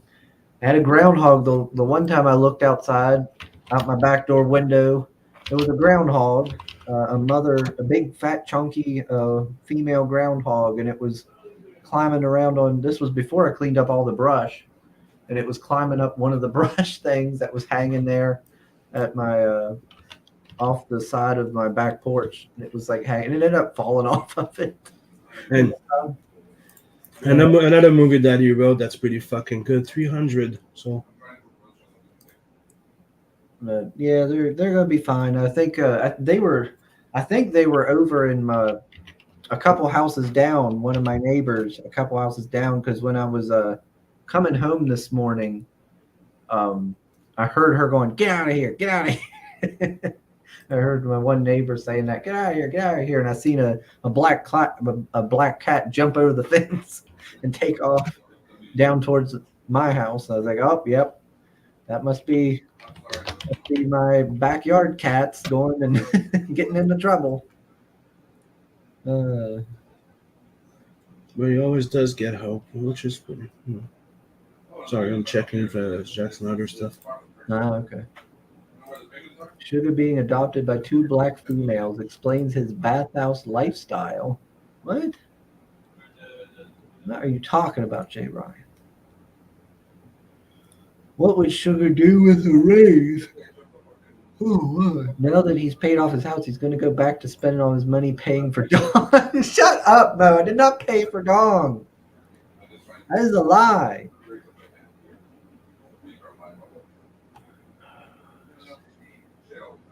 Let me see. Soul says, Sim, I like a lot of John Carpenter stuff, but, and you'll find that odd, I can't bring myself to like his vampires movie. The dragging them out in the sun with cars and chains seems like a moron's idea. I like especially where you're using wooden arrows. Yeah. Depends on the lore they're using, and if it weakens them and they can pull them out. I thought it was original. I did have my own questioning about it, but hey, I've seen worse in other vampire movies. I just thought it was an original take on it. Yeah. I like the ideas in it. Yeah. Mm-hmm. And it definitely has a style and punch. Yeah, also the whole pace is pretty boring and sluggish, but I realized that I'm pretty much alone in that opinion. Yeah. That's what I liked about it. That's fair. I would say I love that room scene, that hotel room scene. That was pretty fucking dope. There's a few things in there that I also didn't like. when the master shows up. Yeah. He's just where he takes that guy, just shoves his hand into his stomach and Just goes. slices him in two. Yeah. Let's see. Skull says, Sam, I kind of dig that you got a little technical with your response. Mm-hmm. J-Ron says, Blood Ring got a few movies, so the standard for vampire films is pretty low. That is true. Yeah. I own my brother. I remember we bought the first Blood Ring movie. Same here. And all I remember about it is the chick's boobs. Yeah. You're like, oh, the chick's hot. I was like, yeah, she's pretty good looking. All right. I don't remember anything else about that movie, though. I was like, yeah, there's some solid boobs. terrible. Another one that's very underrated. It's Near Dark. I really like that one. Oh yeah, the like kind of like a mix of like what you might call like a Western kind of style. Yeah, in a way, yeah. Yeah, yeah, because like yeah, I remember that movie. That was a good movie. hmm Yeah, the one vampire is yeah, because all the actors I remember they said and all the actors. You have Bill Paxton. You have like a whole bunch of fucking great actors in there. Yeah, I remember the actors made up the backstories for their. Yeah, and Rick Henriksen did. Yeah, Yeah, Henriksen's is like a Confederate soldier. yeah, and dude, that was pretty dope. Yeah, yeah, it was a cool movie. Mhm. I've always liked that Henriksen guy. I liked him. I always liked him as an actor when he shows up in movies. Mhm. Let's see. Art and Times of J. Ryan. Oddly enough, Uwe Boll seems to be a fun guy to talk to, but his movies are awful. Yeah. Yeah, one of the things is that what I like about those movies is I've never been like, even though I enjoyed the Bram Stoker books and shit like that back in the days, I'm so fed up of having the over romanticized vampire thing. Like, it's so fucking boring and annoying at a certain point that I really enjoy those movies because of it. It's like one of the reasons why I like From Dusk Till Dawn a lot too. Yeah. Like 30 Days a Night was fun. And that was interesting, but it's not a very rewatchable one. Mm. There's that new Abigail movie. Didn't see that one. Yeah, the trailer bothered me because it's like, why would you reveal that she's a vampire on your trailer? That should be like a surprise to the audience when you go in and watch it. And I heard some things about it, and I watched some videos about it and stuff, and the ending of it kind of turned me off to it. I think I've watched some clips and everything, like the stuff that's important to me. That's Mm-hmm. pretty much all I needed to see. Yeah, I like the aspect of being a vampire, being a monster, like a beast, or something that's instead of just being their overly romanticized and religious one. You know what I mean? It's one of the things I like about Carpenter's a lot of the vampire when he starts like, forget about this, forget about that. It's not gonna fucking work. The only thing that works is the sun and trying to stake to his fucking heart. Like, there's not many ways of getting rid of a vampire. Garlic, he'll fucking eat you. Spray your ass with it and eat it. Ah, dude, I thought it was so fucking funny. Yeah. That's why I also like Near Dark. One of the things about Near Dark is they're vampires, but did you notice they don't do any emphasis on growing fangs? Yeah. So it says Near Dark is a cult classic and also my friend Silent Enigma's favorite vampire movie, above The Lost Boys. No. I also enjoyed the first Lost Underworld. Yeah, Underworld. Yeah, the first one I liked. Yeah. First one I like a lot. I enjoyed a lot the second one because there's a few things in there I liked a lot, even though there's some niche, After that, meh. Yeah. Yeah. Yeah. Like the first one I really liked. The second one I was like, well, this is This is fun, Yeah. And then after that I was like, this isn't that great. Yeah. I really didn't like the stuff they did where they just kind of like dropped the whole hybrid thing. Mm-hmm. Just kind of just is off screen and disappears. I was like, what the fuck's that about? And then they delve too much into it with the daughter that they had or something. It's kind of weird. Yeah, I really think they should have dragged out, like extended that whole the whole idea of like, what was it, the sons, the first vampire guy and the first werewolf. They should have spread that out over a couple movies instead of doing it all in the second one. Like that, I felt like could have been more and could have been built on and done more with. What was it? The prequel one? Yeah, the werewolf one, the third one. Yeah, that one. Rise of the Lycan, I think it was, or something like that. Like the character I liked the most was the werewolf man in the first movie. Which one, Lucius? Long haired one. Yeah, Lucius. Yeah, I liked him. I was really bothered when he died because I was like, well, fuck. I wanted him to keep going. I wanted him in the further movies. I wanted to know more. Like he was interesting to me, and then he died. Like vampires drooling blood always annoys me. Yeah, yeah. Heard a table manners. Don't waste your food. Yeah, yeah. But it's a visual thing, and I agree with you that they do it way too fucking much.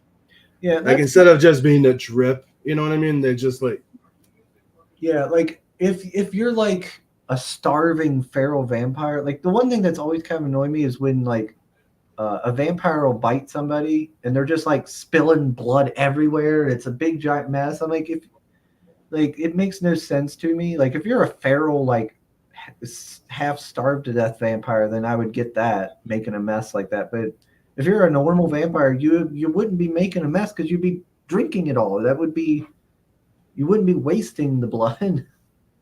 Like I don't know. It just seemed but I get it though. It's a visual thing.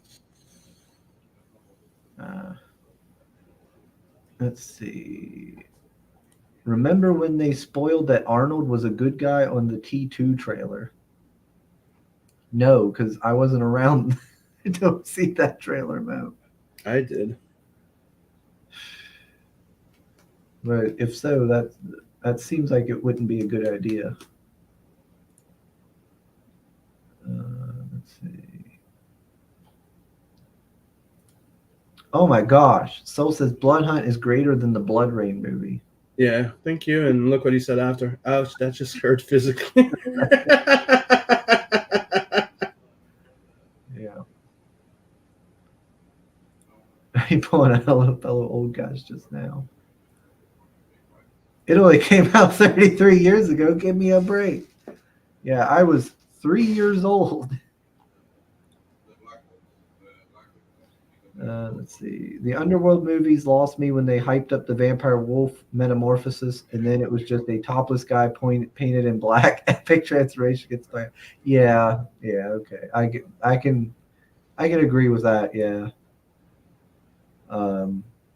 But for me, it was like, okay, that's his initial transformation. We're gonna see some cool shit in the future, and in the second movie, nothing really. Like they fight and stuff, but I don't know. It doesn't feel like he really does anything meaningful or whatever. No, just the entire subject is her. Yeah, like he's supposed to be like this important thing, and we're focusing on the chick. I don't know. It just seemed kind of. I don't know. I thought we were gonna like in the second movie get some cool, like him maturing and gaining more, I don't know, abilities and stuff with his metamorphosis, and then the third one he's like not even there, and it focuses more on her more and more. Yeah, like she was cool. Don't get me wrong, but like stick with your story, be consistent with it, balance it a little. I don't know. Let's see. You were live, Sugar. You were just toddler. Yes. T2 came out a couple of years before a young Sugar first saw Emmett Otter's Jug Band Christmas and the Seeds of Freedom Planet. I had never seen that, Mo, until you posted a link. Gosh dang it.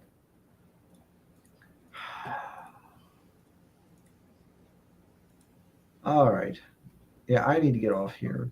I gotta get moving. I gotta use the bathroom, do a few things, and then get to bed. It's already 3 p.m. Jesus, I gotta get up at 9. Oh, well, at least I got an hour of sleep, I guess. Yeah, I'll try to find somebody for Saturday to stream. I am sweating.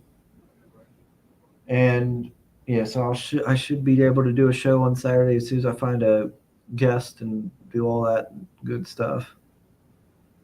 And Yeah, I'll get it all sorted out.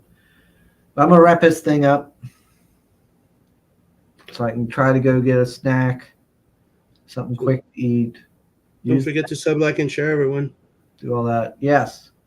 Share us around. We had some new folks in the stream today. Mm-hmm. It was nice to see all the new folks and everything. I know they came here for Big Energy Blaze, but it was still nice to have you and in the chats and whatnot. And hopefully we can have Jesse on more. Enjoyed having him. And like I said, I'll see you all on Saturday. Until then, go check out Fucking for Our Future. Yep. And I'll see you on the next one. Later. And sub to Bloodhunt too. We love you. Bye-bye. Love you. Bye-bye.